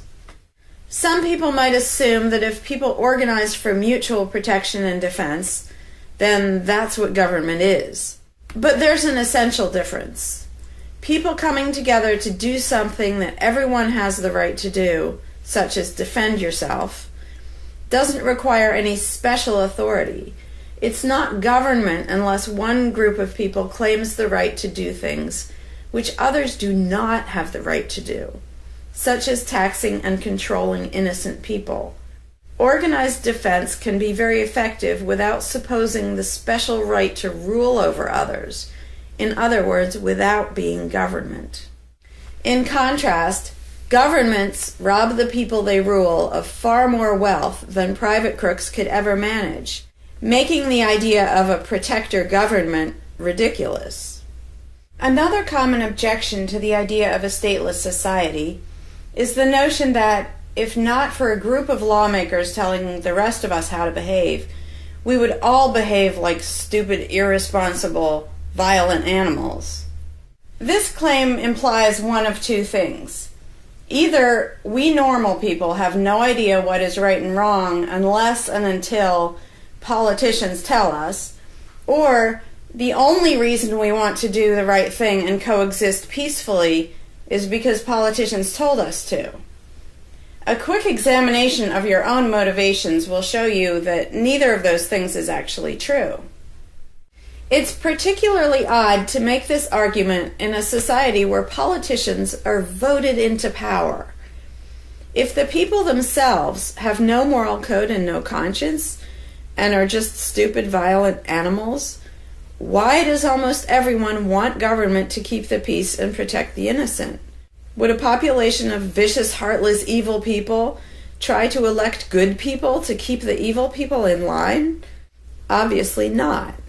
The goodness and the desire for order and peace comes from us, not from the lawmakers we vote into office. The same holds true of everything that government does. If people are so short-sighted and selfish that they can't be trusted to voluntarily organize and raise money for whatever they deem important, then how can those same people be trusted to decide who should be in power? The implication is that the average person can't be trusted to run his own life, but can be trusted to choose someone to run other people's lives. Government is really not a civilizing influence. It's actually an uncivilizing influence. People who would never personally rob their neighbors constantly use the government to do it for them by way of taxation. People who would never dream of trying to control minute details of their neighbors' lives think it's just fine to vote for politicians to do it instead. Government gives everyone the opportunity and encouragement to rob and control other people without risk. So government, rather than serving as a check against the imperfections of our nature, instead drastically amplifies our greed, irresponsibility, and malice towards other human beings by giving us a legally acceptable and risk-free way to interfere with the lives and choices of our fellow men and women. Government brings out the criminal and busybody in everyone. In contrast, in the absence of a ruling class, people would lose their ability to ask lawmakers to interfere with their neighbors' lives. And we would not have law enforcers who could avoid responsibility for evil deeds by claiming that they were just following orders. Throughout history, far more theft, assault, oppression, and even murder has been committed by those acting on behalf of a supposed authority than by anybody else. Even basically good people, when they believe in government, will condone things or do things which they know would be wrong if they did them on their own. Most people know that theft and assault are bad, but they imagine that controlling their neighbors and forcing them to spend their money on things they don't want is perfectly moral and legitimate when it's done by way of the political process. Wrong becomes right when it's called taxation, legislation, regulation, and war. Anarchists know better. They know that human society will never be perfect, but it would be a whole lot better if evil deeds were committed only by genuinely nasty, sociopathic people, rather than being committed wholesale by basically good people who think that violent aggression is okay when it's called law enforcement. The fundamental principle of voluntarism is very simple. It's wrong to initiate violence against any other person, regardless of badges, laws, or alleged authority. The only time the use of force is justified is to defend against aggression. Almost everyone understands this on a personal level, but they've been taught that this basic rule of social living does not apply in the game of politics and government. Most people already know how to get along with others, and most people want a peaceful and just society. Our morality doesn't come from politicians making laws. Our ability to organize and cooperate doesn't come from the ruling class. When people escape the belief in government, they don't suddenly turn into violent animals. Our inherent right to defend ourselves and our ability to defend ourselves is not served by government.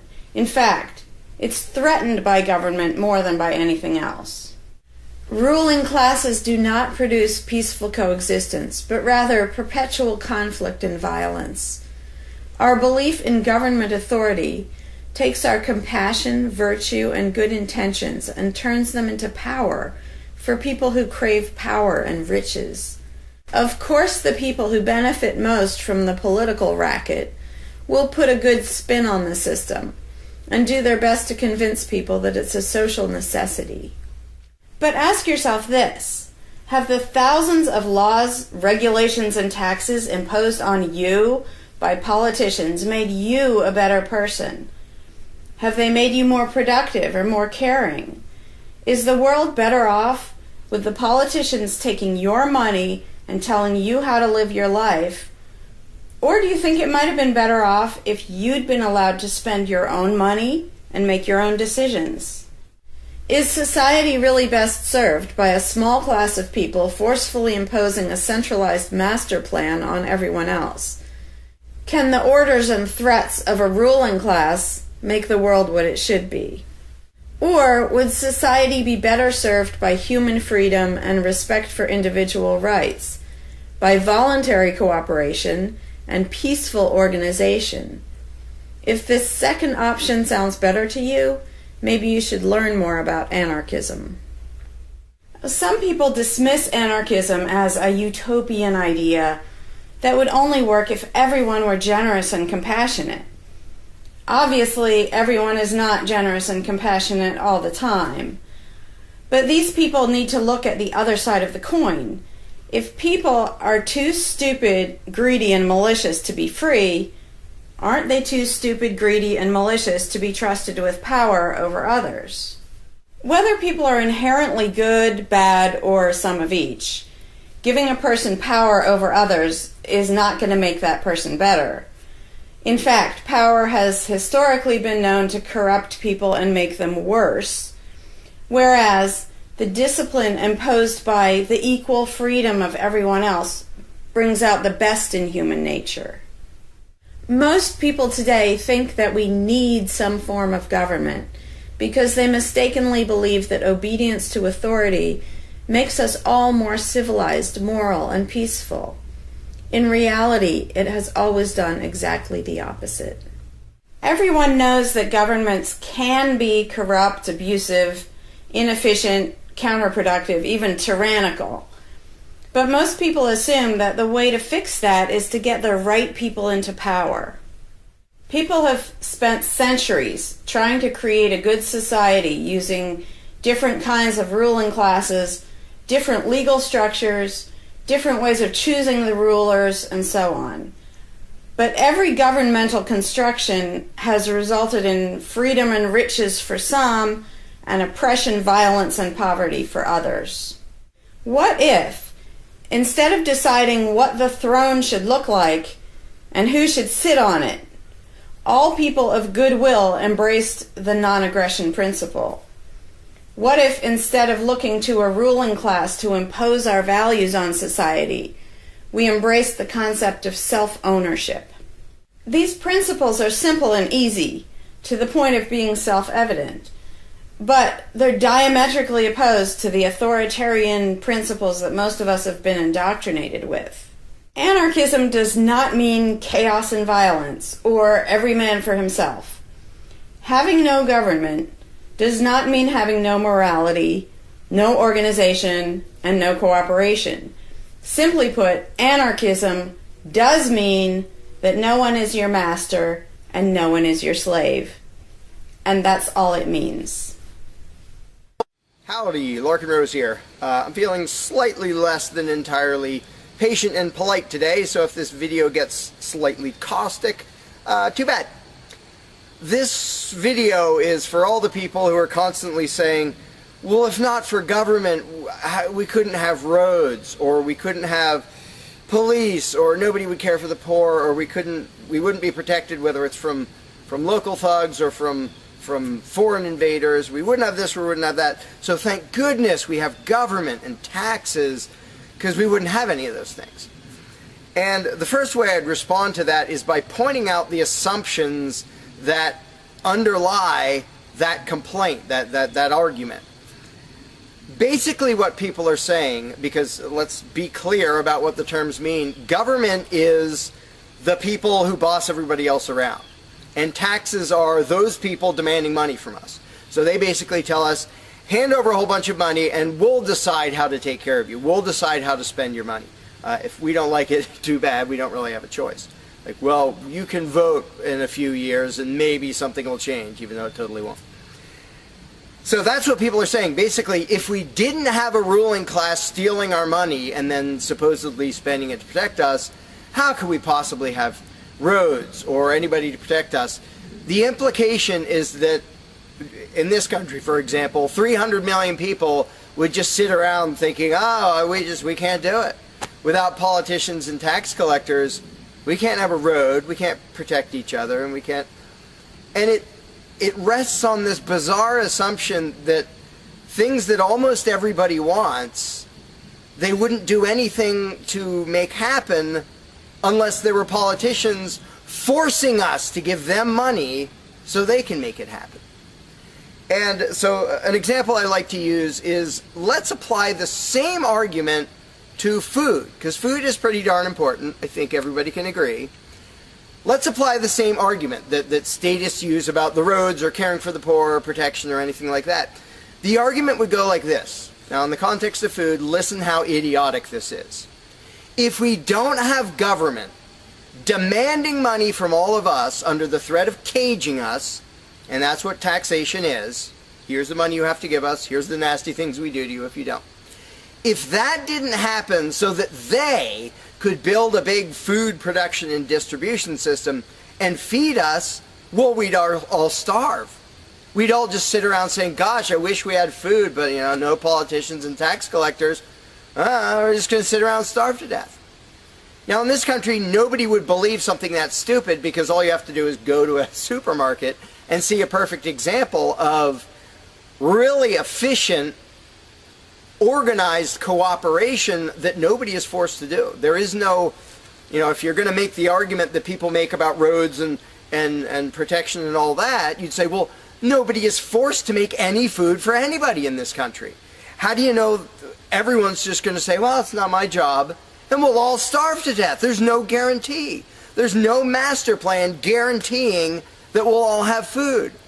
So obviously we're all going to starve if we don't have an authoritarian government stealing our money and then making food and giving it to us. Because golly gee, we couldn't possibly do it voluntarily ourselves.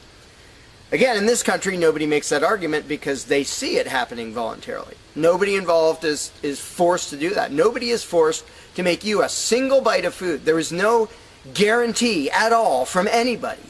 And yet, Americans are, by and large, hugely overweight. Obviously, we don't have a lack of food. We might have a lack of healthy food.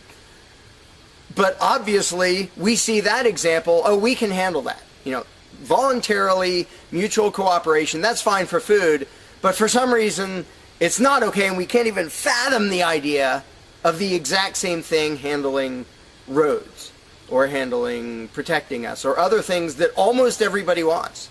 So there's, in the question, is this bizarre assumption that everybody will sit around really, really, really wanting something, but because there aren't politicians bossing us around and stealing our money, well, how could we possibly do it? And one of the most common things is, who will build the roads? Which is amazingly stupid to me. Just amazingly stupid. I have here in my pocket a little tiny thing. With this little tiny thing, I can be most places in this country and call people all over the world.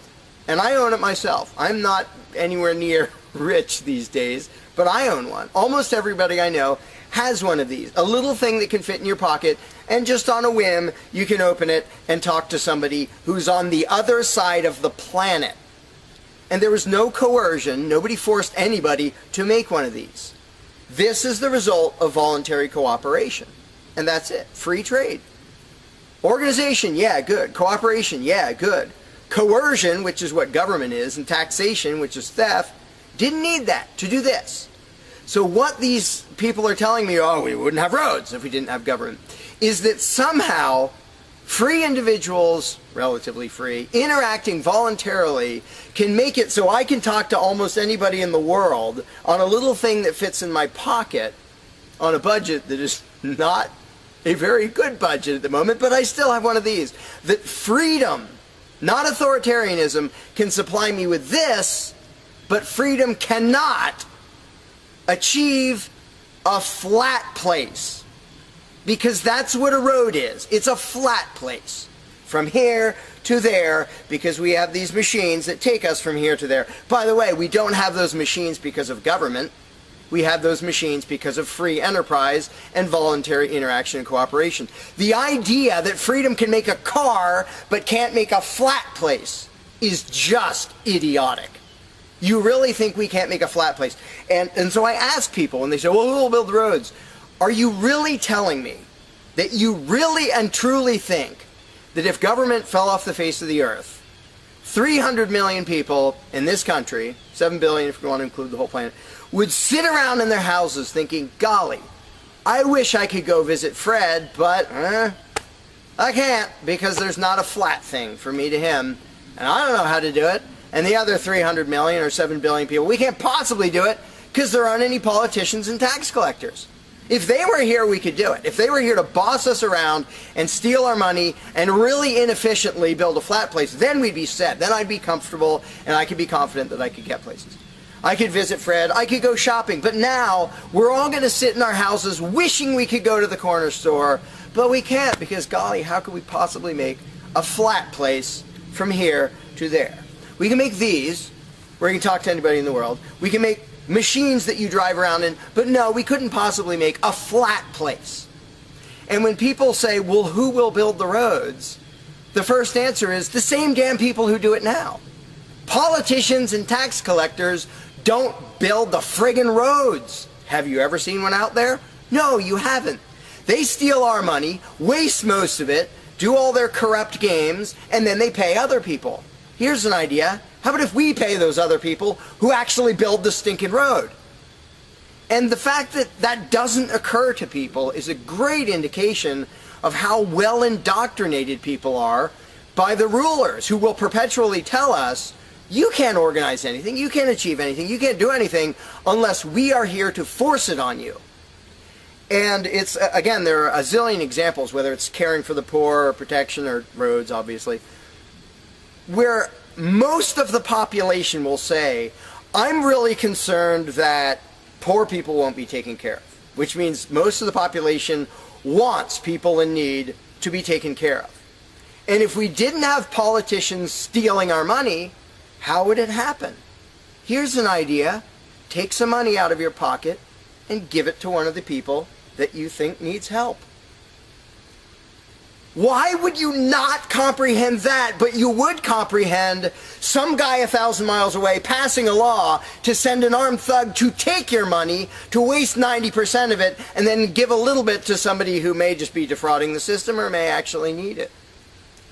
And the amount of indoctrination required to make people even ask these questions of how could we possibly do this without government? What do you think government adds to the equation? It doesn't add any resources. It doesn't create anything. Everything it gives away, it steals from us first, by way of taxation. It doesn't add any skills. It doesn't add any knowledge. The people who are here would still be here if the institution of government fell over. We have all the know-how, we have all the resources, all the technology. The only thing it adds is one group that's imagined to have the right to violently assault and control and extort everybody else. So what the question really means is, how could we have a road, or how could I help that poor, or how could that poor person be helped, or how would anybody protect us if there wasn't a gang of thugs with permission to violently control and rob us? And when you recognize that that is literally what the question means, you already see how utterly idiotic it is. And it's completely the result of authoritarian statist indoctrination. Nobody would come up with that on their own. And you obviously don't see that with the example of food or cars or cell phones or anything else. Nobody says, we won't be able to talk to each other unless there's a gang of thugs that's allowed to boss us around and steal our money. And just economically, how stupid you have to be to think that's a good idea. Here are your choices. Let's do this. I'll give you these two choices for how you will be fed from now on. Either you can go spend your own money wherever you want. You can go to the supermarket or the local this or the local grocery, whatever you want. You can go decide what you want, and they'll tell you the price. You decide what you're going to buy and how much. And you can go to different places and you can shop around and you can do all that. That's option number one. But let me warn you, option number one does not give any guarantee that you will be fed. There's no master plan forcing people to feed you. So, oh my gosh, you better be really scared of that option, despite the fact that you can do it day after day and it works really darn well and feeds pretty much not only this country, but with a massive surplus. So that's option number one that apparently statists are scared of. Option number two is politicians will take as much money of yours as they decide to take. Then they will decide what, if anything, they will buy with that money in terms of food to give to you, to feed you. Do you really think that will serve you better, that will feed you better? Yeah, I'm much more comfortable that I'll have I'll be fed, I'll be secure, everything will be okay. If a gang of thugs who doesn't really care about me, steals my money, and then decides what, if anything, to give me back from what they stole. But that is implied in the question, whatever you put in the blank. You know, how are we going to have blank if not for government? What you're saying is, how can we, the people who really want roads and food and cell phones and protection and all the things that almost everybody wants, how can we possibly have that unless we give someone permission to steal our money and boss us around and then decide what they're going to give us? And the same thing applies no matter what you put in the blank. How will we possibly do blank without government? One of the silly ones is caring for the poor. How will we care for the poor? Think of what that means. Like people, when more than half the country votes for a party to take care of the poor, it's more than half of the country saying, we're really concerned and we want to make sure that the less fortunate are taken care of, but we don't believe that normal people acting in freedom will take care of them. Well, if the people didn't care about the poor, they wouldn't win the election. By definition, if you vote for a welfare state, you're an idiot. Because either people are heartless bastards and you're going to lose, or people are compassionate and giving and you don't need to win. Just give them your stinking money. But people play the game, and that's the Democratic Party lives off of the idiotic notion that you're all so heartless that you should vote for us to steal your money to give to the poor. And half the country falls for it. Yeah, we're all so heartless that we voted you into office for the specific purpose of taking our money to help the less fortunate. That's just freaking brilliant. How about if half the country just gave their stinking money to the less fortunate? And then the less fortunate would all be rich, because it would be 1 trillion times more efficient than the government version of welfare ever is. Also, it would be actual charity instead of mass theft and corruption and fraud and all that fun stuff. But what takes the cake, the ultimately insane thing, whatever you put in that gap, how can we have blank without a parasitic ruling class and a bunch of hired thieves? It's just a stupid question, but it's extra super stupid when what's in the blank is, how will we be protected? Who will protect us from thieves and robbers if we don't have government? It's the most idiotic question. It's also the most frequent question from statists. So here's what the question literally means. If we don't give a certain gang of people permission to violently control us and take our money under threat of putting us in a cage, who will protect us from people who might commit aggression against us and take our money? Wanting government for that is exactly as brilliant as saying, we have to have a carjacker in our town, otherwise somebody might steal our cars. Government is an appointed thief. If you don't think taxation is theft, first of all, you're a really well-trained slave. Second of all, try not paying. See what happens. See if they say, oh, it's quite all right. Or if they say, no, you're going to pay, or we're going to take your stuff, or eventually we'll put you in a cage. And when people say, that's not theft, because we get something back. Learn to think. And I use this example all the time, and all I ever get is stupid looks from statists in response.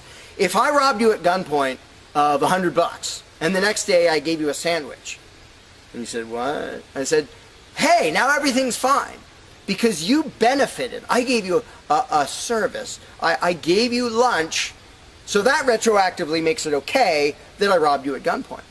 Would you buy that argument? No, you'd say, that doesn't make it okay. I don't care that you gave me a sandwich. And yet every statist makes the exact same argument when it comes to government. Well, we get some stuff for it after they demand our money under threat of violence and putting us in a cage. Then we get services or goods. We don't get what we asked for, and we get lots of things we didn't ask for. But we kind of get something, and that retroactively makes it okay for them to say, give us this much of every paycheck you make, or we're sending men with guns to take your property. And the slaves justify their own enslavement. I'm proud to pay my taxes. I'm proud to get robbed by a parasitic ruling class and get a little bit back and feel good about it. Like, not only is that legitimate and justified, but I feel proud that I let myself get robbed by a bunch of crooks and parasites. But again, the ultimate thing is protection. When people say, who will protect us from aggressors and thugs and thieves, if we don't have a government, even though what government is, by its very nature, is a gang of aggressors and thugs and thieves. They issue commands. Every law they pass is a command backed by a threat of violence. You have to do this. You're not allowed to do that. Here are the nasty things we will do to you if you get caught disobeying. I mean, everybody knows that, even though they don't usually say it in terms that blunt and honest and accurate. But to say we need taxes to be protected is as stupid as you can get. It's saying we need theft to avoid theft.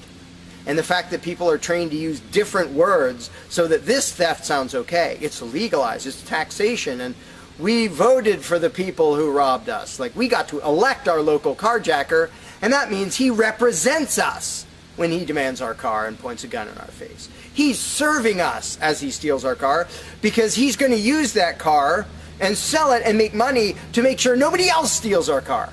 That is the essence of government. And the fact that you have hundreds of millions of victims of that scam vehemently defending it and saying, I'm not going to give that up. I don't want to give up government. Who would protect us? I don't want to give up the biggest aggressor on the planet, the biggest thief on the planet. Look at your tax bill and see how much private crooks steal from you.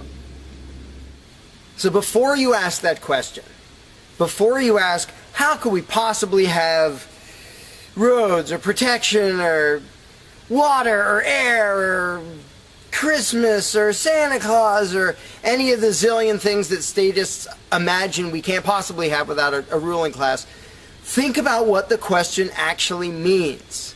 Because when you get to the point where you understand the implications of your own question, asking, how can we possibly have this without a parasitic gang of thugs robbing us?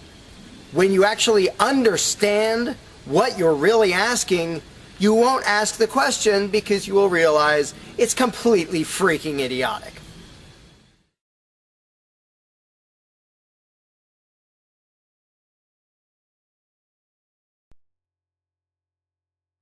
Hey, Larkin Rose here. One of the first things that people are concerned about when they start thinking about a society without a ruling class is, well, what happens to the nasty people? Whether you're talking about people who are just kind of negligent or inconsiderate, play their music too loud at night or leave their trash lying around the woods or whatever it is, all the way up to people who run around attacking and murdering people. So people say, well, what would happen to them? What would we do about that? Some people even go so far as to say, if not for government, there would be nothing to stop people from committing murder and doing whatever other nasty stuff. And it's funny because when somebody says that, there would be no consequences, they could do whatever they wanted and nobody would stop them, the person saying that is implying that he isn't going to do anything. If there's someone running around attacking and murdering innocent people, the guy who said nothing will happen to them, obviously he's not going to do anything or something would happen to them. But not only is he demonstrating his own cowardice when he said there would be nothing to stop murderers, he's also projecting his own immaturity and irresponsibility onto the rest of the world, because he's also saying the other 7 billion people wouldn't do anything about it, which obviously isn't true. I would, wouldn't you? If somebody was running around murdering your neighbors, would you just go, well, there aren't politicians and there's nobody with a badge and we don't have tax collectors and bureaucrats, so oh well, I guess they're just out of luck, they're going to get murdered. And would you not even protect yourself if there wasn't government? Obviously, lots and lots of people, all the sane people, would do whatever they could to protect themselves and defend the innocent. So to say nothing would happen is just really bizarre. And it comes from having a mentality basically of a little kid in a classroom, where the teacher walks out of the room and the kids are just sitting there. We don't know what to do. No authorities telling us what to do. And Johnny's throwing things at me. And there's no teacher to stop him. Ah! Because most people, having been trained into authoritarian mentality, it never occurs to them that they are the ones who should fix anything, who should stop anything. And so when people say, well, what would be done about this and that and the other thing, nasty people doing nasty things, the first thing I ask is, well, what would you do about it? Because people are so into the mentality that there has to be some master plan and some authority who writes down the law of here is what will be done with those people, that people don't think in terms of, well, what would I do about it? which is why I always ask people, well, what would you do about it? You're a person just as much as me and just as much as the other 7 billion. What would you feel justified in doing if somebody was polluting or playing their music too loud at night or running around murdering people or whatever in between you can think of? Any nasty thing, what would you feel justified in doing about it? Because there's a very basic rule of being a moral human being, which is if it would be wrong for you to do something, don't ask anybody else to do it. And the rule is so simple, so self-evident and obvious that most people will go, well, duh, of course. Trouble is, nobody in the world who believes in government abides by that rule. Nobody. I don't care if you're a constitutionalist, Democrat, Republican, fascist, communist, anything, any kind of statist. There is nobody who believes in government who abides by the most basic rule of morality, which is if it's wrong for you to do something, don't ask somebody else to do it. Because every single candidate, every party, every government always does things that the voters know they themselves have no right to do. And to say something like, well, I'm voting for the guy who's going to tax you less. Well, do you have the right to rob me a little bit less than the other guy? No, you don't. So telling me that, well, somebody was going to rob you more, but I voted for the guy to rob you a little bit less, you are still violating the basic rule of being a human being. If it's wrong for you, don't ask somebody else to do it. Well, that's kind of the second basic rule, the first one being the non-aggression principle. And they actually go together quite well. But when people are in the mindset that there's going to be some major centralized plan to deal with whatever, polluters or people who play their music too loud or murderers or whatever else, they have to get out of that mindset. They have to start to think that maybe they are among the people who have to do something about it. So instead of saying, what will be done about such and such, well, what will you do about it? What should I do about it? And this doesn't magically make all the problems go away, but the actual practical challenge of dealing with most disputes is trivial compared to the challenge of getting people to think like responsible adults, where they start to think, well, maybe it's up to me. And a while back I did little events called Escaping the Myth, and one of the little mental exercises I did with these little groups of people is, imagine we're on an island and we're it. There's no government, there's no authority, there's nobody with a badge, and one of us is running around stealing stuff from other people. He's not killing anybody, but he's stealing stuff. What are we going to do about it? We normal people. There's not a legislature, there's not 911 to call, there's nobody with a badge, it's just people. And so with that specific example, I would ask people, so what do we do? And just off the top of their heads, everybody comes up with solutions that are way better than what government ever does. First of all, every government solution is, all right, step one, I get to rob everybody. That's the government solution. Well, we're going to tax everybody so we have the resources to stop that other robber. Well, in the island scenario, nobody is stupid enough or insane enough to start with that, to say, well, let's see, so somebody's stealing our stuff. Okay, first, I get to rob all of you so that I have the resources to protect you from him. Nobody is that insane. Everybody is insane enough to believe that who believes in government. And I did for many years. I was stupid enough to actually think that it was rational and moral to advocate mass extortion in order to protect people. And that's just stupid. So I just believed something insanely stupid for a very long time. Most of the world still believes that. But in a setting where people are put on the spot and they're responsible for what happens, they don't do that. They don't say, well, I get to boss everybody around and take their money. Nobody does that. So to me, the challenge is not even coming up with specific solutions to every imaginable dispute or problem, which I don't pretend to know how everything's going to turn out. And I don't intend to be emperor of anarchy. I'm not going to be in charge of the world. But getting people to the mindset where it's up to them, where there's just people, we're it. No legislatures, no people with badges, no authority, we're just people. Suddenly people are way better at solving problems and making things work. One good example is when there's a disaster. Unfortunately, sometimes it takes a horrendous event to bring out the best in people. And it brings out the worst in some people too. But when people say, whoa, my neighbor's house is floating away, I'm not going to wait for FEMA. I'm not going to dial 911. I'm going to jump in a boat and go save him. Because suddenly it's on me. Suddenly I'm the one who has to do something. And when it occurs to people that they're the ones who have to do something, and unfortunately, usually that only happens in a complete disaster area, when it occurs to people and they suddenly take on the responsibility and start to think like adults, their solutions are generally a lot better than any government solutions and ever are.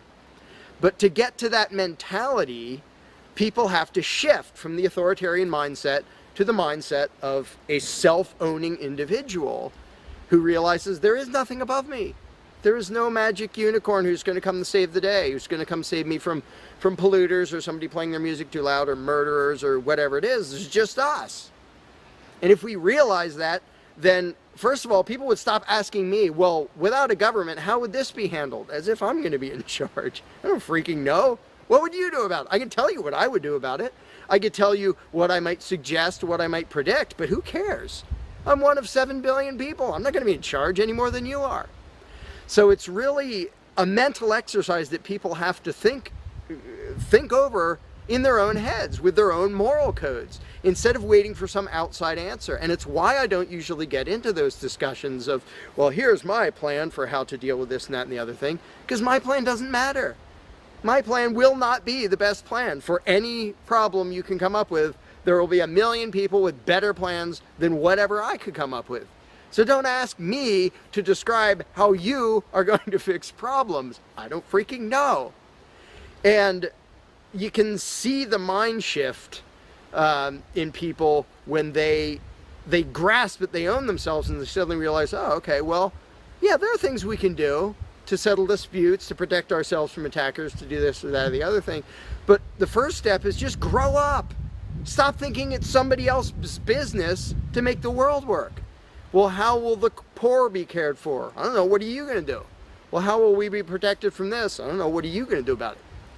And it is inconvenient. It's inconvenient to be a free person where you can't just be a kid in a classroom whining to the teacher to save the day and fix everything and make everything work, where you actually have to be a responsible adult. And that's one of the main reasons why people like the belief in authority, because then they can live with the lie that all they have to do is obey and do as they're told and everything will be okay. First of all, no, it won't be okay. Second of all, you're not even being a human being. You just threw your free will out the window and became somebody's slave in the hopes that that would help humanity. It doesn't help humanity for you to be a slave. It doesn't help humanity for everybody else to be a slave. It does help humanity for you to start thinking as an adult, responsible human being who owns himself and who accepts that it is your responsibility to figure out how to make the world work.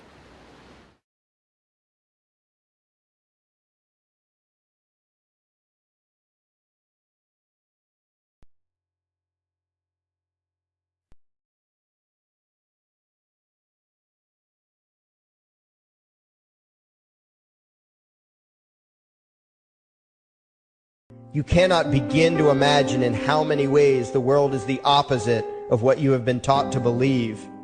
You see the guy who sells drugs to willing customers so he can feed his family as the scum of the earth, while you see the hypocrite who gives away stolen money in the name of government as a saint. You see the guy who tries to avoid being robbed by the federal thugs as a crook and a tax cheat, but see as virtuous the politician who gives away the same stolen loot to people to whom it does not belong. You see the cop as a good guy when he drags a man away from his friends and family and throws him in prison for 10 years for smoking a leaf. And you see anyone who defends himself from such barbaric fascism as the lowest form of life, a cop killer. In reality, most drug dealers are more virtuous than any government social worker, and prostitutes have far less to be ashamed of than political whores, because they trade only with what is rightfully theirs, and only with those who want to trade with them. The upstanding, church-going, law-abiding, tax-paying citizen who votes Democrat or Republican is far more despicable and a bigger threat to humanity than the most promiscuous, lazy, drug-snorting hippie. Why? Because the hippie is willing to let others be free, and the voter is not. The damage done to society by bad habits and loose morality is nothing compared to the damage done to society by the self-righteous violence committed in the name of the state. You imagine yourselves to be charitable and tolerant when you are nothing of the sort. Even the Nazis had table manners and proper etiquette when they weren't killing people. You think you're good people because you say please and thank you? You think sitting in that big building on Sunday makes you noble and righteous? The difference between you and a common thief is that the thief has the honesty to commit the crime himself, while you whine for government to do your stealing for you.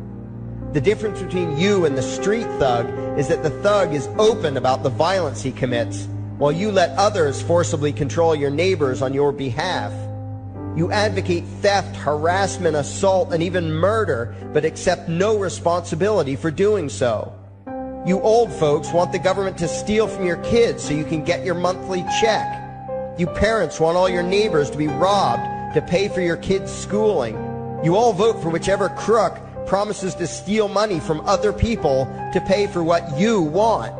You demand that those people who engage in behaviors you don't approve of be dragged off and locked up, but feel no guilt for the countless lives your whims have destroyed. You even call the government thugs your representatives, and yet you never take responsibility for the evil they commit. You proudly support the troops as they kill whomever the liars in D.C. tell them to kill, and you feel good about it. You call yourselves Christians or Jews or claim to follow some other religion, but the truth is what you call your religion is empty window dressing. What you truly worship, the God you really bow to, what you really believe in is the state.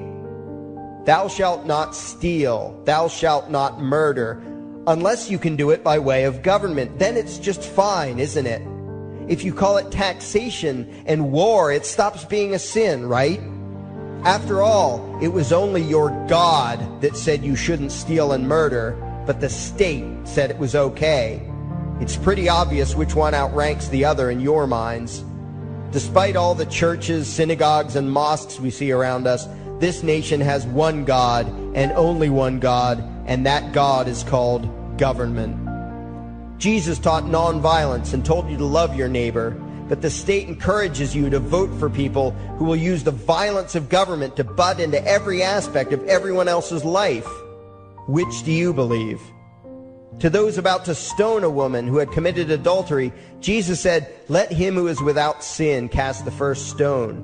But the state says it's perfectly fine to lock someone up if they do something you find distasteful, such as prostitution. Which do you believe?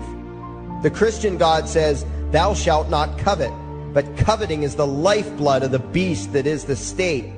You are taught to resent, despise, and hate anyone who has anything you don't have. You clamor for the state to tear other people down, steal their property, and give it to you. And you call that fairness. The Bible calls it coveting and stealing. You are not Christians. You are not Jews. You are not Muslims. And you certainly aren't atheists. You all have the same God, and its name is government. You're all members of the most evil, insane, destructive cult in history. If there ever was a devil, the state is it, and you worship it with all your heart and soul. You pray to it to solve every problem, to satisfy all your needs, to smite your enemies, and to shower its blessings upon you. You worship what Nietzsche called the coldest of all cold monsters, and you hate those of us who don't. To you, the greatest sin is disobeying your God, breaking the law, you call it, as if anyone could possibly have any moral obligation to obey the arbitrary commands and demands of the corrupt, lying, delusional megalomaniacs who infest this despicable town. Even your ministers, priests, and rabbis, more often than not, are traitors to their own religions, teaching that the commands of human authority should supersede adherence to the laws of the gods they say they believe in. Several years ago, I heard one pompous evangelical jackass in particular pontificating on the radio that anyone who disobeys the civil authority, be it a king or any other government, is engaging in rebellion against God. Those were the exact words he used. What if the government is doing something wrong? Well, this salesman for Satan opined, that is the business of those in government, and you are still obligated to obey. Everywhere you turn, be it the state or the church, the media or the schools, you are taught one thing above all else, the virtue of subjugating yourselves to mortals who claim to have the right to rule you. It is sickening the reverence with which you speak of the liars and thieves whose feet are so firmly planted on your necks. You call the congressmen and the judges honorable, and you swoon at the magnificence of the grandiose halls they inhabit, the temples they built to celebrate the domination of mankind. You feel pride at being able to say you once shook a senator's hand or saw the president in person. Ah, yes, the grand deity himself, His Royal Highness, the President of the United States of America. You speak the title as if you're referring to God Almighty. The vocabulary has changed a bit, but your mindset is no different from that of the groveling peasants of old who bowed low, faces in the dirt, with a feeling of unworthiness and humility when in the presence of whatever narcissist had declared himself to be their rightful lord and master. The truth of the matter, back then and today, is that these parasites who call themselves leaders are not superior beings. They are not great men and women. They are not honorable. They're not even average. The people who earn an honest living, from sophisticated millionaire entrepreneurs to illiterate day laborers doing the most menial tasks you can imagine, those people deserve your respect. Those people you should treat with courtesy and civility. But the frauds who claim the right to rule you and demand your subservience and obedience, they deserve only your scorn and contempt. Those who seek so-called high office are the lowest of the low. They may dress better, have larger vocabularies, and do a better job of planning out and executing their schemes, but they are no better than pickpockets, muggers, and carjackers. In fact, they are worse, because they don't want to rob you of just your possessions. They want to rob you of your very humanity, deprive you of your free will, by slowly leeching away your ability to think, to judge, to act, reducing you to slaves in both body and mind. And still you persist in calling them leaders. Leaders? Where is it that you think you're going exactly that would require you to have a leader? If you just live your own life and mind your own damn business, exercising your own talents, pursuing your own dreams, striving to be what you believe you should be, what possible use would you have for a leader? Do you ever actually think about the words that you hear, the words that you repeat? You parrot oxymoronic terms such as the leader of the free world, even pretending for a moment that there is some huge journey or some giant battle that everyone in the entire nation is undertaking together that would require a leader. Why would you ever think, even for a moment, that the crooks that infest this town are the sort of people you should listen to or emulate or follow anywhere? Somewhere inside your mostly dormant brains, you know full well that politicians are all corrupt liars and thieves, opportunistic con men, exploiters, and fearmongers. You know all this, and yet you still speak as if you are the ones who are the stupid, vicious animals, while the politicians are the great, wise role models, teachers, and leaders without whom civilization could not exist. You think these crooks are the ones who make civilization possible? What belief could be more absurd? Yet when they do their pseudo-religious rituals, deciding how to control you this week, you still call it law, and continue to treat their arbitrary demands as if they were moral decrees from the gods that no decent person would ever consider disobeying. You have become so thoroughly indoctrinated into the cult of state worship that you are truly shocked when the occasional sane person states the bleeding obvious. The mere fact that the political crooks wrote something down and declared their threats to be law does not mean that any human being anywhere has the slightest moral obligation to obey. Every moment of every day, in every location and every situation, you have a moral obligation to do what you deem to be right, not what some delusional bloated windbag says is legal. And that requires you to first determine right and wrong for yourself, a responsibility you spend much time and effort trying to dodge. You proclaim how proud you are to be law-abiding citizens and express your utter contempt for anyone who considers himself above your so-called laws. Laws that are nothing more than the selfish whims of tyrants and thieves. The word crime once meant an act harmful to another person. Now it means disobedience to any one of the myriad of arbitrary commands coming from a parasitical criminal class. To you, the term crime is nearly synonymous with the word sin, implying that the ones whose commands are being disobeyed must be something akin to gods, when in truth they are more akin to leeches. The very phrase, taking the law into your own hands, perfectly expresses what a sacrilege it is in your eyes for a mere human being to take upon himself the responsibility to judge right from wrong and to act accordingly, instead of doing what you do, unthinkingly obeying whatever capricious commands this cesspool of maggots spews forth. You glorify this criminal class as lawmakers and believe that no one is lower than a lawbreaker, someone who would dare disobey the politicians. Likewise, you speak with pious reverence of law enforcers, those who forcibly impose the politicians' every whim upon the rest of us.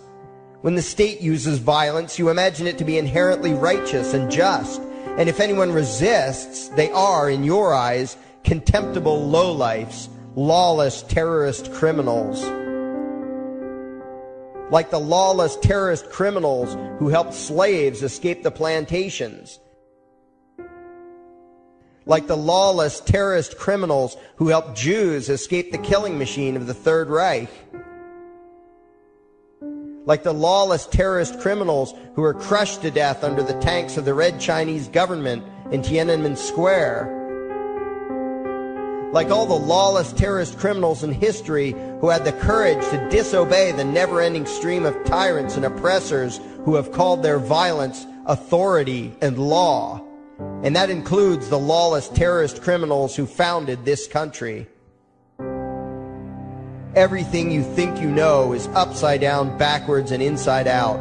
But what has to take the cake, the height of your insanity, is the fact that you view as violent terrorists the only people on the planet who oppose the initiation of violence against their fellow men. Anarchists, voluntarists, and libertarians. We use violence only to defend ourselves against someone who initiates violence against us. We use it for nothing else. Meanwhile, your belief system is completely schizophrenic and self-contradictory. On the one hand, you teach the young slaves that violence is never the answer. Yet out of the other side of your mouths, you advocate that everyone and everything, everywhere and at all times be controlled, monitored, taxed, and regulated through the force of government. In short, you are teaching your children that the masters may use violence whenever they please, but the slave should never resist.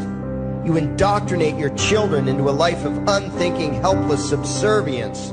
You are putting the chains around their little necks and fastening the locks tight. And worst of all, you feel good about it. Out of one side of your mouths, you condemn the evils of fascism and socialism and lament the injustices of the regimes of Hitler, Stalin, and Mao. While out of the other side of your mouths, you preach exactly what they did. The worship of the collective, the subjugation of every individual to that evil insanity that wears the deceptive label, the common good. You babble on and on about diversity and open-mindedness, and then beg your masters to regulate and control every aspect of everyone's lives, creating a giant herd of unthinking conformist drones. You wear different clothes and have different hairstyles, and you think that makes you different. Yet all your minds are enslaved to the same club of masters and controllers. You think what they tell you to think and do what they tell you to do while imagining yourselves to be progressive, thinking, and enlightened. From your position of relative comfort and safety, you now condemn the evils of other lands and other times while turning a blind eye to the injustices happening right in front of you. You tell yourself that had you lived in those other places, in those other times, you would have been among those who stood up against oppression and defended the downtrodden. But that is a lie. You would have been right there with the rest of the flock of well-trained sheep, loudly demanding that the slaves be beaten, that the witches be burned, that the nonconformists and rebels be destroyed. How do I know this? Because that is exactly what you are doing today. Today's injustices and oppressions are fashionable and popular, and those who resist them, you tell yourselves, are just malcontents and freaks, people whose rights don't matter, people who deserve to be crushed under the boot of authority. Isn't that right? You bunch of spineless, unthinking hypocrites, look in the mirror. Take a good look at what you imagine to be righteous and kind. You are the devil's plaything. The crowds of thousands wildly applauding the speeches of Adolf Hitler, that was you. The mob demanding that Jesus Christ be nailed to the cross, that was you. The white invaders who celebrated the wholesale slaughter of those godless redskins, that was you. The throngs filling the Colosseum, applauding as the Christians were fed to the lions, that was you.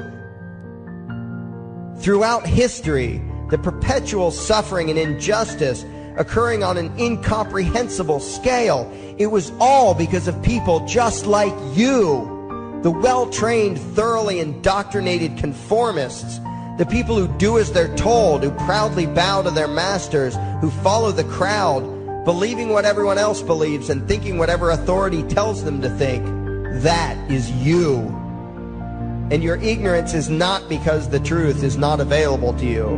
There have been radicals preaching it for thousands of years. No, you are ignorant because you shun the truth with all your heart and soul. You close your eyes and run away when a hint of reality lands in front of you. You condemn as extremists and fringe kooks those who try to show you the chains you wear because you don't want to be free. You don't even want to be human. Responsibility and reality scare the hell out of you, so you cling tightly to your own enslavement and lash out at any who seek to free you from it. When someone opens the door to your cage, you cower back in the corner and yell, "Close it, close it." Well, some of us are finished with trying to save you. We've wasted enough effort trying to convince you that you should be free. All you ever do is spout back what your masters have taught you, that being free only leads to chaos and destruction, while being obedient and subservient leads to peace and prosperity. There are none so blind as those who will not see. And you nation of sheep, would rather die than see the truth.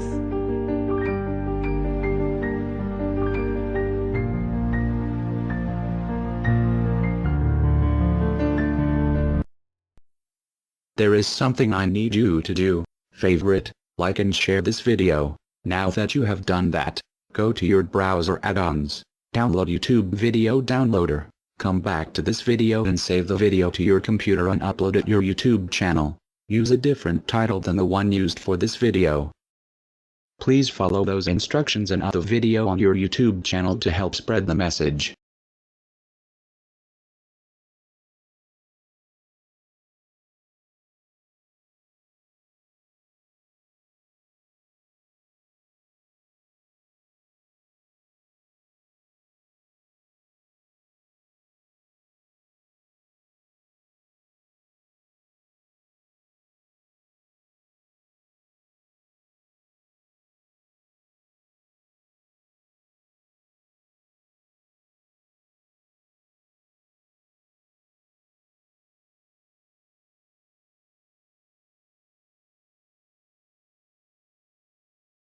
If you did not understand the instructions to download videos from YouTube, look it up on YouTube. There are some YouTube videos explaining on how to do so. It's very easy. If you do not host this video account, you are not doing your part to get the message out there, and you are part of the problem. And thanks for watching. Anonymous now has a new YouTube channel. It is called AnarchyWorld.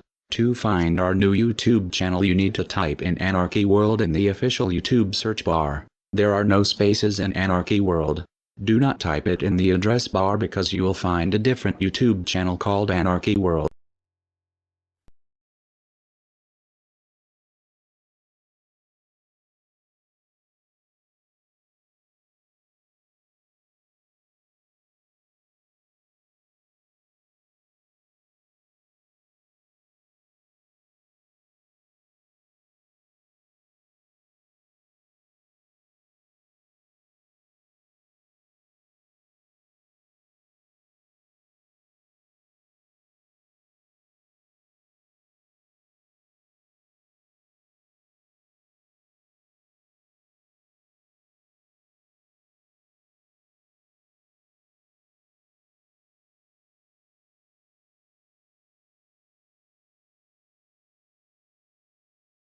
Go and here are the people responsible for the current corruption. You should remember the names for when shit hits the fan.